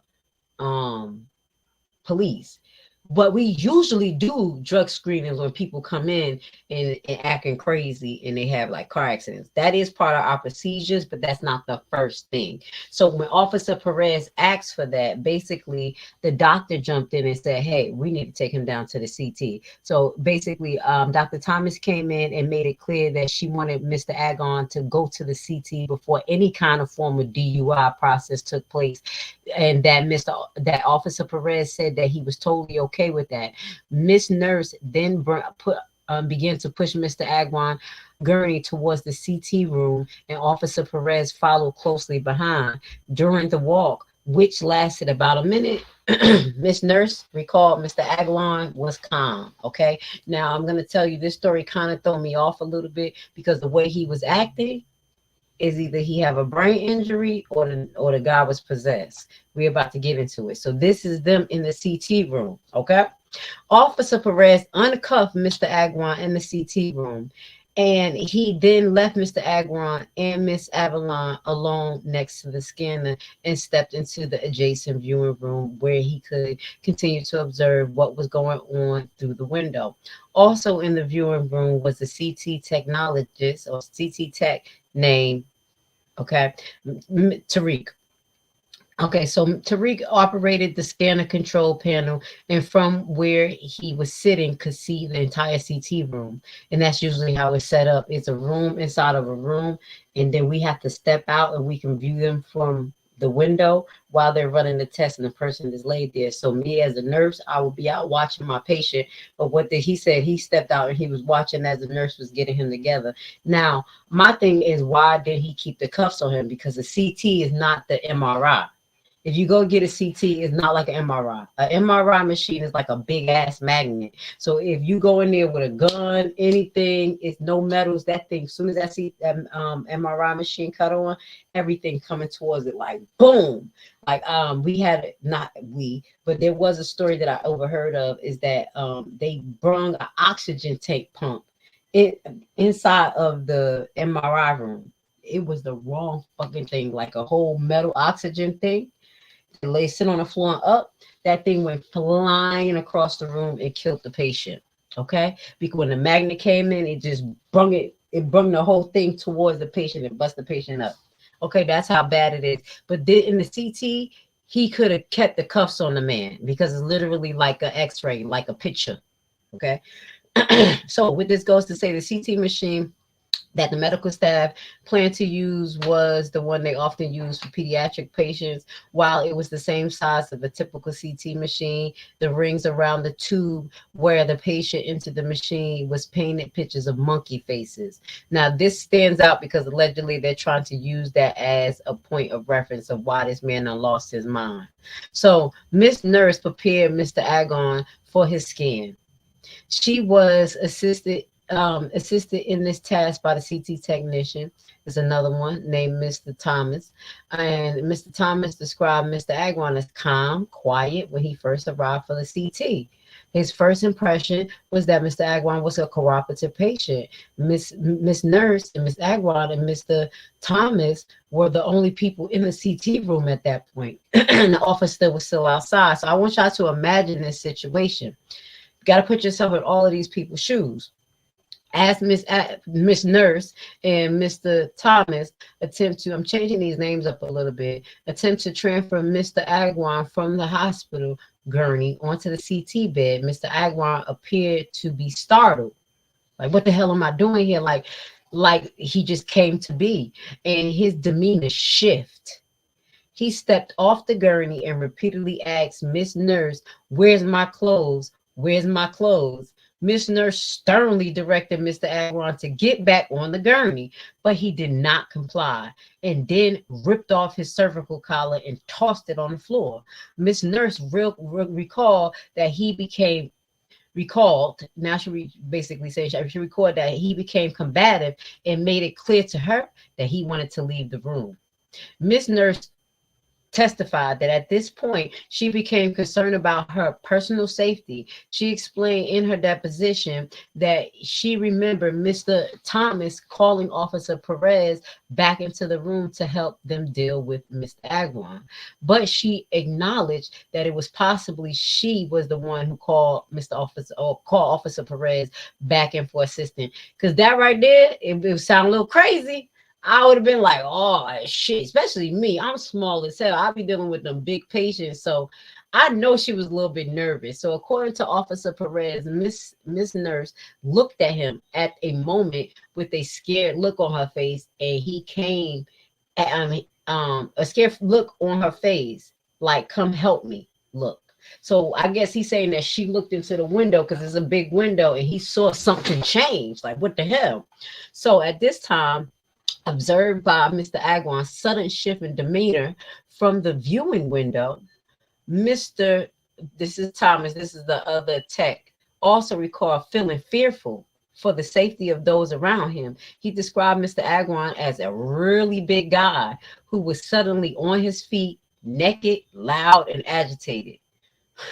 Mr. Thomas didn't know what to expect and felt helpless. After Mr. Agwan tossed his seat collar to the ground, Mr. Thomas recalled that he began yelling something about voodoo magic. So he said that Mr. Agwan started talking about voodoo magic.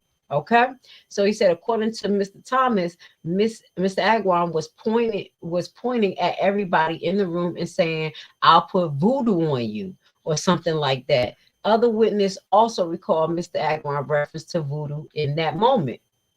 Officer Perez entered the CT room in a matter of seconds and ordered Mr. Agwan to get back onto the gurney. According to Officer Perez's own testimony, after Mr. Agwan ignored his verbal command to get back on the cart, he attempted to get handcuffed back on to Mr. Agwan. And Mr. Agwan pulled away from Officer Perez, at which point Officer Perez threatened to tase Mr. Agwan if he did not comply. Mr. Agwan did not comply. Officer Perez then discharged. He discharged his taser towards Mr. Agwan in the driving stun mode. So listen to this, driving stun mode, because this is one of the factors that I think got this case reversed. Okay, because at first Dolton won this case because this shit sounded crazy, but there are technical things in policies and procedures that people are supposed to follow, which is called administrative actions that will get them in trouble. So just remember that. So he dispatched the taser in a mode called drive stun mode.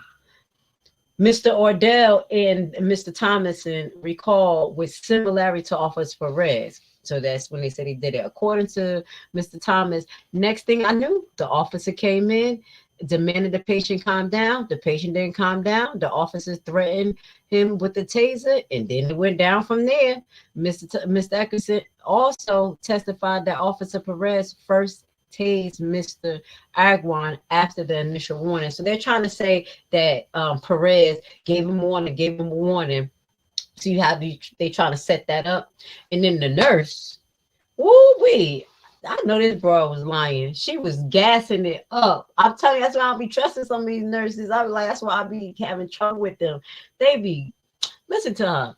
The guys told one story, she hooked it up with applesauce, okay?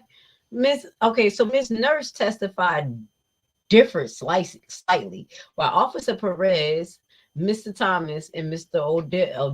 O'Donnell all recalled the taser being deployed after the verbal warning and prior to any significant physical contact. Their story is all the same, okay? Between Officer Perez and Mr. Agwan, Miss Nurse claimed in her disposition that even before using the taser, Officer Perez was already engaging in physical struggle with Mr. Agwan, which included the officer delivering at least one punch.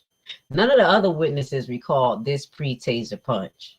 Another difference is that she just blew this shit up.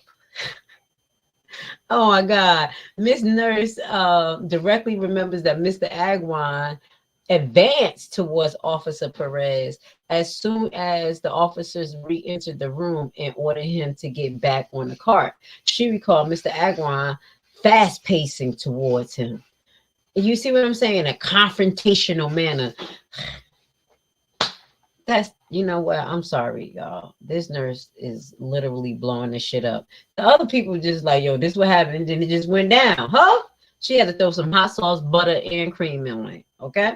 So according to Officer Perez, after drive stun, so this is a drive stun, so he shot a stun at him. Okay. Mr. Agwan, for the first time without success, so he shot him and they didn't even do nothing. He gave an additional warning, and then drive stun him again. So he like, yo, get back. He shot him again. This guy talking about, I'm gonna put voodoo on you. He butt naked. He already butt naked. And y'all about to listen to this. This is the most craziest story I ever heard in my life. Okay. So then they said when he hit him with the second shot, then he backed up told Mr. Agwan he was going to tase him, at which point he continued to disregard Perez. This man was on beast mode. Okay, now that's why I'm trying to figure out if he was on voodoo time or he was on brain injury time, because patients who have brain injuries, they act like this. If they not almost dead with intracranial pressure, they get to a point that they become so psychologically unstable that they start to fight us in the hospital. And we have to give them something to sedate them and intubate them because they become a danger to themselves. So here I'm trying to decide if it was the man with intracranial pressure or he was just on voodoo time. Okay, this get a little crazy. So after the taser, okay, so then basically he shot the second one. And he said, but this time, instead of using the drive stun mode, he pulled the trigger and fired the cartridge at Mr. Agwan. He like, look, this, we about to poop poop. So the taser prong landed in Mr. Agwan's torso. Officer Perez recalled that upon firing his taser, Mr. Agwan charged him with his arms. Okay. After the taser cartridge was fired, Miss Nurse recalled Mr. Agwan pinning Perez up against the wall. He shot it again, like bow, for the third time. This time he had the pings in him, and the guy is butt naked. He go running towards Perez, grab Perez inside of his vest, and bring him into the wall. Do y'all hear this story? You telling me that Perez don't need to retire and go through post-traumatic stress training? He not supposed to be on the street after this. This is one of the reasons why I believe this man was out shoot to kill. Because if you were in this situation and I have to put myself in these situations, and I'm not saying what he did, this is not to justify what he did, because he should be punished for that because he didn't get the proper mental help. But looking at it from his perspective, he may be looking at it like, every time I involve in something, I'm not going to shoot to do, I'm going to kill. I'm not going to go through this, because listen to this. So basically he shot him again with the taser, and Miss Nurse says this is when Agwan grabbed him up, pinned Officer Perez against the wall, putting his hands in the officer's vest. She further recalled Officer Perez repeatedly telling Agwan, don't do this, don't do this. His nigga stressed out while pushing up against the wall. So he's against the wall now. This Perez and the guy like naked and everything. Officer Perez punched Mr. Agwan in the head several times. Mr. Odell, that's the other tech, counted between 5 to 10 strikes to Mr. Agwan's face and the back of his head. He got stunned 3 times. He getting struck in the face and the head. He was already in a car accident that knocked him out. He was already drinking liquor that already lowered his perception. There's a particular section in the brain that is your cerebellum, and that one is like your sleep center. So when you drink so much and you feel sleepy and people can't breathe a lot, that's what's happening. It puts your sleep center to sleep. So he has all of this going on. Head injury, sleep center fucked up off of liquor. Now he getting busted in the head on top of getting stunned. Now, this is a whole movie. So after the 5 to 10 strikes to Mr. Agwan's face in the back of his head, at some point, either immediately before or during the physical struggle, Mr. Agwan had shed his gown, and was now fully naked. The witness also noticed this Mr. Agwan had urinated on the floor. I'm telling you, that's why I'm trying to retire from nursing. Y'all think I'm playing when I tell you it is not a game. This is not a game. I understand the officers. I have seen stuff like this. Not as terrible as this, where somebody died, but similar, where we had officers come up and they had to pin the guy down, and they pinned him down so wrong. I'm like, no, get off of him. You're going to kill him. No, we got to pin him down. I'm like, oh, shit. I'm on a contract. What we're about to do? I'm like, yo, this is not my patient. I'm like, yo, you better tell these doctors, tell this man to get off your patient. This how bad it was. Okay? So moving forward, 5 to 10 strikes in the head. Mr. Agwan, then he butt naked, fully naked, peed on the floor. Now, Mr. Thomas, this is the tech, comparing the scene he was witnessing to something out of The Incredible Hulk. recalled that Mr. Agwan just would not go down. It seemed barely affected by the tasing and the punches. He recalled that soon as Mr. Agwan had moved on Officer Perez, which he interpreted as an attempt to grab his taser, and Officer Perez began punching Mr. Agwan in response. The two fell to the ground and end up in wrestling match. He speculated that they slipped on Mr. Agwan urine. Do you see how stressful that is? Yo, I hate when urine pop on me. I had urine pop on my face one time because I was doing a catheter, and I'm like, ugh. Imagine fighting with somebody butt naked and then you falling on a pee. This guy needed to retire. If they would have gave him, just let him get time off and recover from some of this stuff, he wouldn't have been a serial killer. This is the making of a serial killer. That's why I'm telling you this story. This is a serious story. This is a making of a serial killer. And this is the fault of the system, because they don't care about Alexis. They don't care about her mother. They don't care about the officer.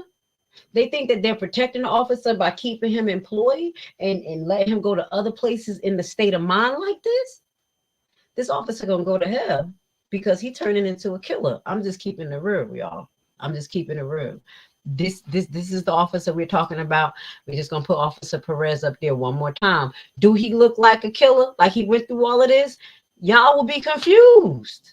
That's why we need to have a transparent system where we're able to see these officers' background. Now let's get to it. We're about to finish up the scenario. Y'all know how this story ends as far as the outcome of the case, but this is wild. Okay. So he said this was like watching the Incredible Hulk. He said, and he just would not go down. So Mr. Agwan, in response, the two fell to the ground in the wrestling. As I told you, they speculated that it was urine. So Tom Gisto. So this is Tom. Tom is another nurse. Shout out to the male nurses. I'm trying to tell you, when shit go down, I love my male nurses, the ones that's not lazy. Tom, the nurse, working nearby, heard Miss Nurse call for assistance, which he described as frantic, and he dropped what he was doing to get to the CT room. So Dr. Tawan, now this is the main doctor, he was called, working with another patient elsewhere in the hospital. This is how the gospel is gossip. Recall a nurse coming up to him and telling him, your patient went berserk in the CT scanner. He tore off his CT collar and attacked the cop. In response, Dr. Taiwan ordered the preparation of sedative and hurried to the CT room. And you imagine that is the nurse and the doctor now. I'm telling you, I can see this. So now it got up to the floor where he was just coming down from where he was coming from. And his nurse like, yo, your patient just went crazy. This is what's going on. And she don't even know how bad it is. He like, get the medicine. Okay, so they go down there with a sedative. Okay, this is where the shot in the ass come in. This is a crazy story. So the first hospital, the first hospital security officer to arrive to the room was Andre. The first thing that Mr. Walker showed up upon entering the CT room was Mr. Agwan on top of Officer Perez. He recalled that Officer Perez in his Mr. Agwan in somewhat of a headlock. So he had him somewhat in a headlock. It says Mr. Walker jumped into the fray and put Mr. Agwan in a arm bear.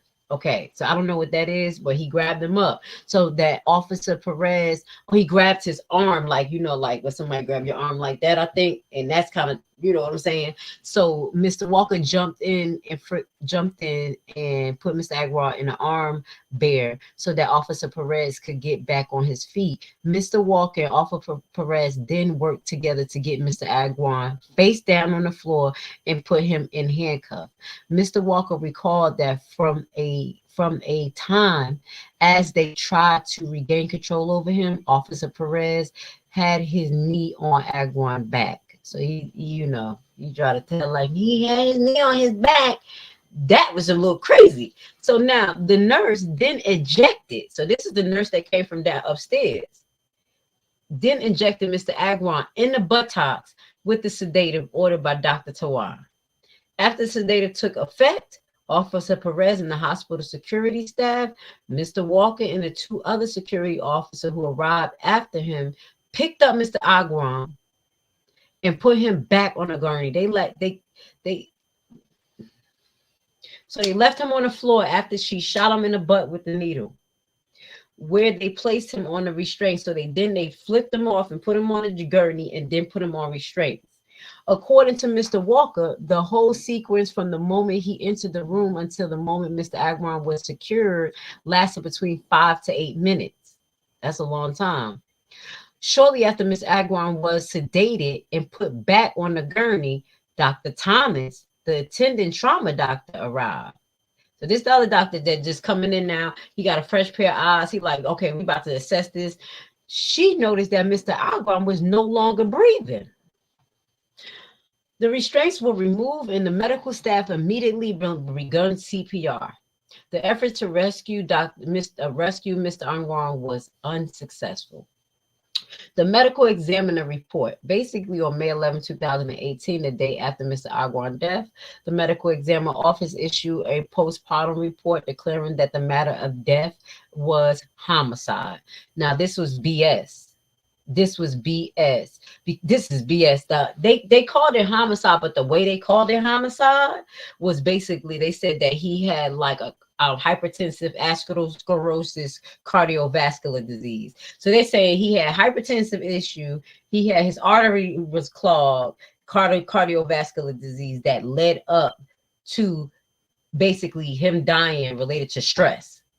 So I'm like, was this man ever diagnosed with this hypertensive atherosclerosis cardiovascular disease? Because that's not even a regular diagnosis. I never heard of this diagnosis in my life. They literally put 3 diagnoses together and made it the cause of death. I didn't know medical examiners could do this because this is not in the medical dictionary. So she basically saying he had hypertension, atherosclerosis where his arteries are clogged, and he had cardiovascular disease. And the stress from all of that and everything that happened led to his death. That was stupid. These people who do these autopsy, the medical examiners, some of them be crooked allegedly. Some of them be. And I'm going to move forward. So this is where they messed up at. When you hear all this story, what would you do? How would you feel? And I have to say this story to its entirety so I can actually make Mr. PEREZ seem like a human being. Because what he went through was very traumatizing. I don't even know if I can handle it. But I definitely know that I wouldn't be in the same profession without getting medical and mental attention. All of these things that we just talked about today that he was involved in, where do you think he's at psychologically to this day? Do you think that it is safe to have that man outside in the street as a police officer? I think not. That's why we're asking for a call to action to ask if Oak Forest Police Department has this gentleman still employed. Now, basically, this is where they messed up, just to give you an idea. The reason why they messed up because technically Officer PEREZ did not follow regulations, and that's why it's a problem. Now, it says right here, the expert witness said it was 4 things that was wrong. 1, the Village of Dolton Police Department training practices on their proper use of training taser gun fell below national standards. This is right here in this paragraph. Fell below national standards. Hold on, my eyes kind of jumping all over the place. As they did not include a competency-based testing component. So they'll just show them the video and be like, you know this, and don't try to give them tests because they didn't even, half of them didn't even pass the damn police test, allegedly. So that was one of the defaults and why this case was overturned. Because at first you would think like he gonna win. This shit was crazy. But he lost based on technicality. 2, Officer PEREZ failed to follow either proper taser usage standards or Dolton Police Department policy when he decided to use the taser first drive-in mode. Now, that's what I had to look in. What the heck is drive-in mode? This is a lesser mode that they said is used for pain.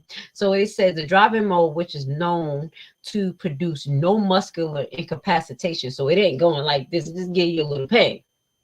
And basically they said that it's known to make people more upset. So when this man's acting like a beast, like rah, and just kept getting more upset, whatever was in that taser is known on drive mode, known to make people more upset. The third thing, Officer Perez likewise failed to follow proper taser usage standard when, after unsuccessfully discharging the taser in driver stun mode, he fired the taser cartridge at Mr. Aquam chest area. Okay. And Officer Perez's decision not to handcuff Mr. Aquam wrist in front of him prior to the CT scan fell below national handcuff standards. So this is why they actually lost this case, based on this expert witness, what he did wrong. So even at the end of this expert witness talking, he said, I don't want to disregard that the officers go through things and do stuff, but what he did was not follow direction. He said, I understand that you have to make split decisions and it's intense, it's uncertain, it is rapid involvement, but you still have to know what you're doing. And that's the same thing with me as a nurse. If somebody heart stop, I can't be like, oh my God, it's just going down. I'm supposed to be like, okay, cool, get the defib, let's go. You there. We got to follow the protocol. So the summary judgment that was granted, I said on March 8, 2021, the circuit court entered a summary judgment in favor of Officer Perez in the village of Dolton.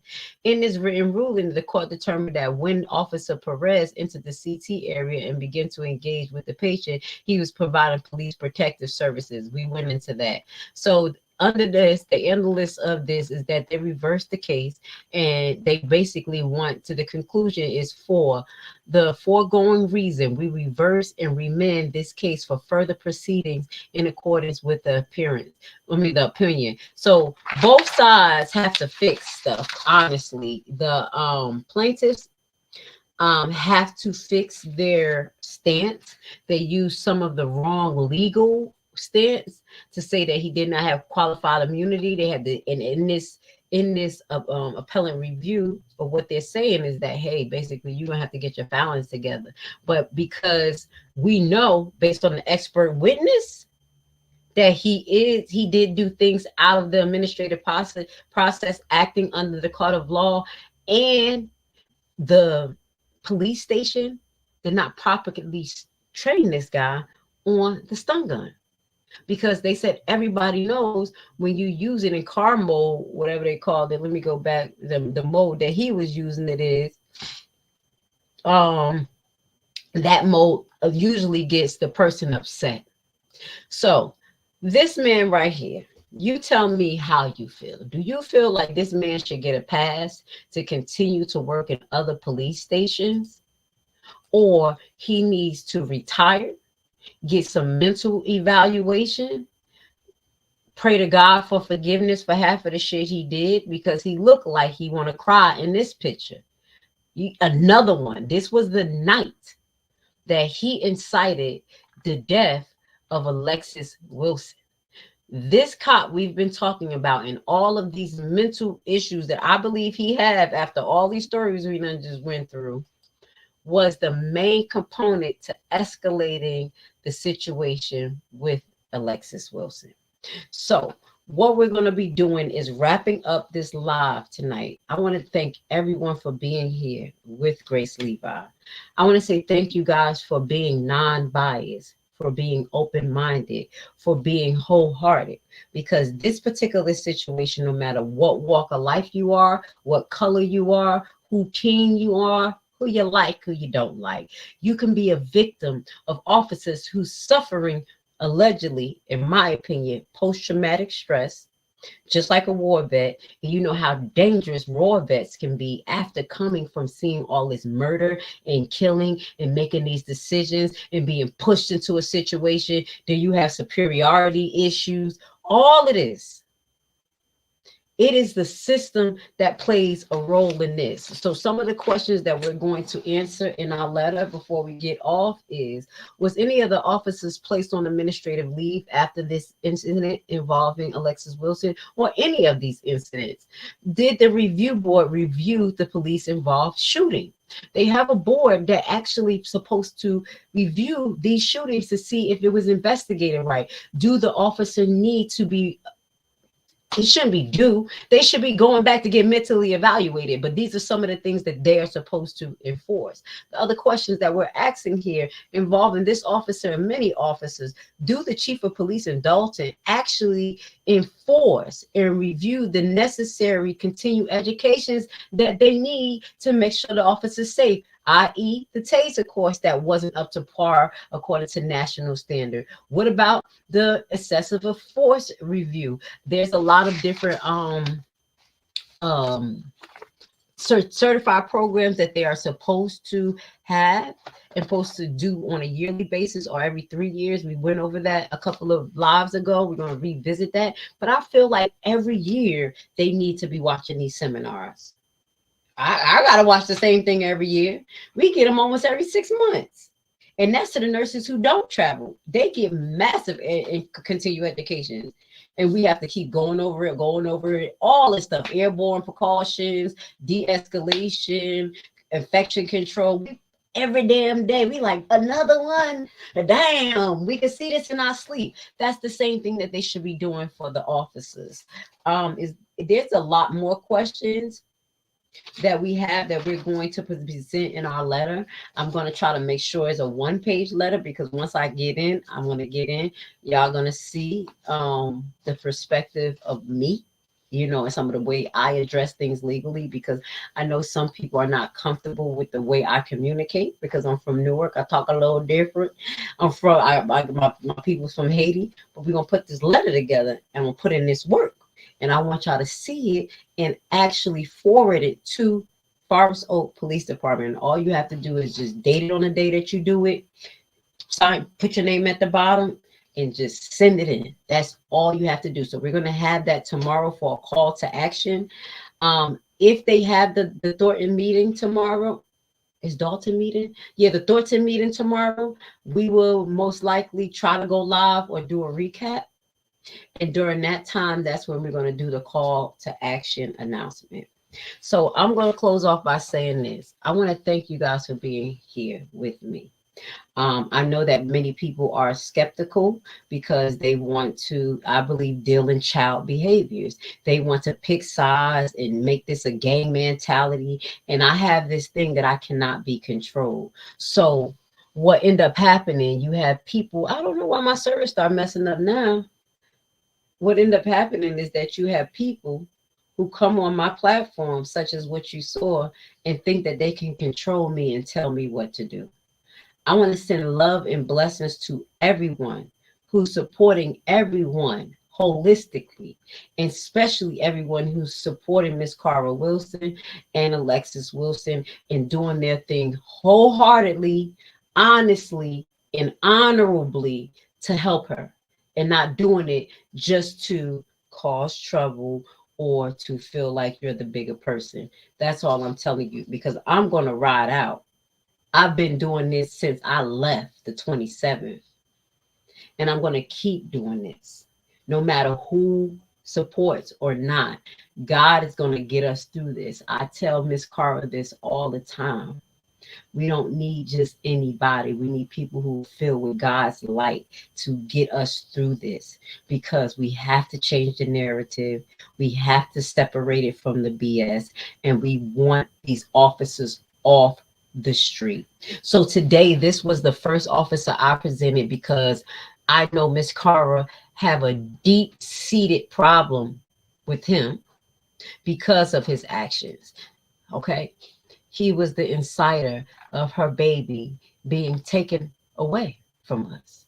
And we need to make sure that he's never, ever in the position to do that again. So with that goes to say, I'm going to take your butt to church at the end of this broadcast. I love you guys, and I will see you tomorrow.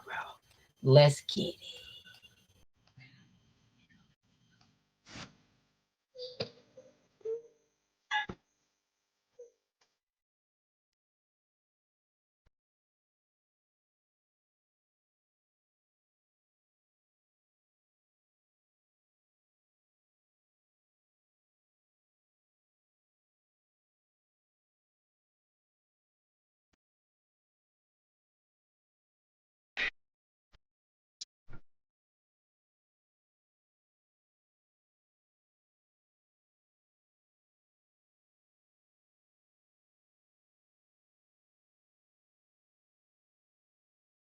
I'm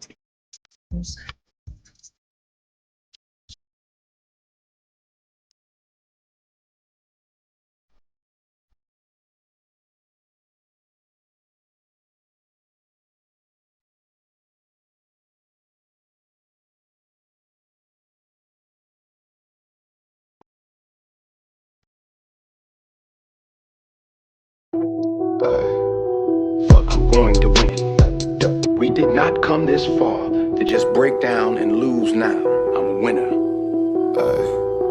I'm going to win. I could not be here breathing and be comfortable if I was really as bad as they was making it. You know, nobody could be around me. So for me to be this calm, I must have some kind of inner peace. And my inner peace is knowing that once everybody take the time to really see what type of person I am, you'd be surprised that I stuck around this long. I have to make the life that I do live as happy as I can and try to do the best with what I have. You know, live the best life I can live, be as happy as I can be. Nothing is perfect for anybody. I don't. Boys, I swear, I think I figured it out. You know why they don't want us redneck brothers and sisters and the hood brothers and sisters getting along? You know why? Because we'd be unstoppable. I'm telling you right now, we would shut shit down.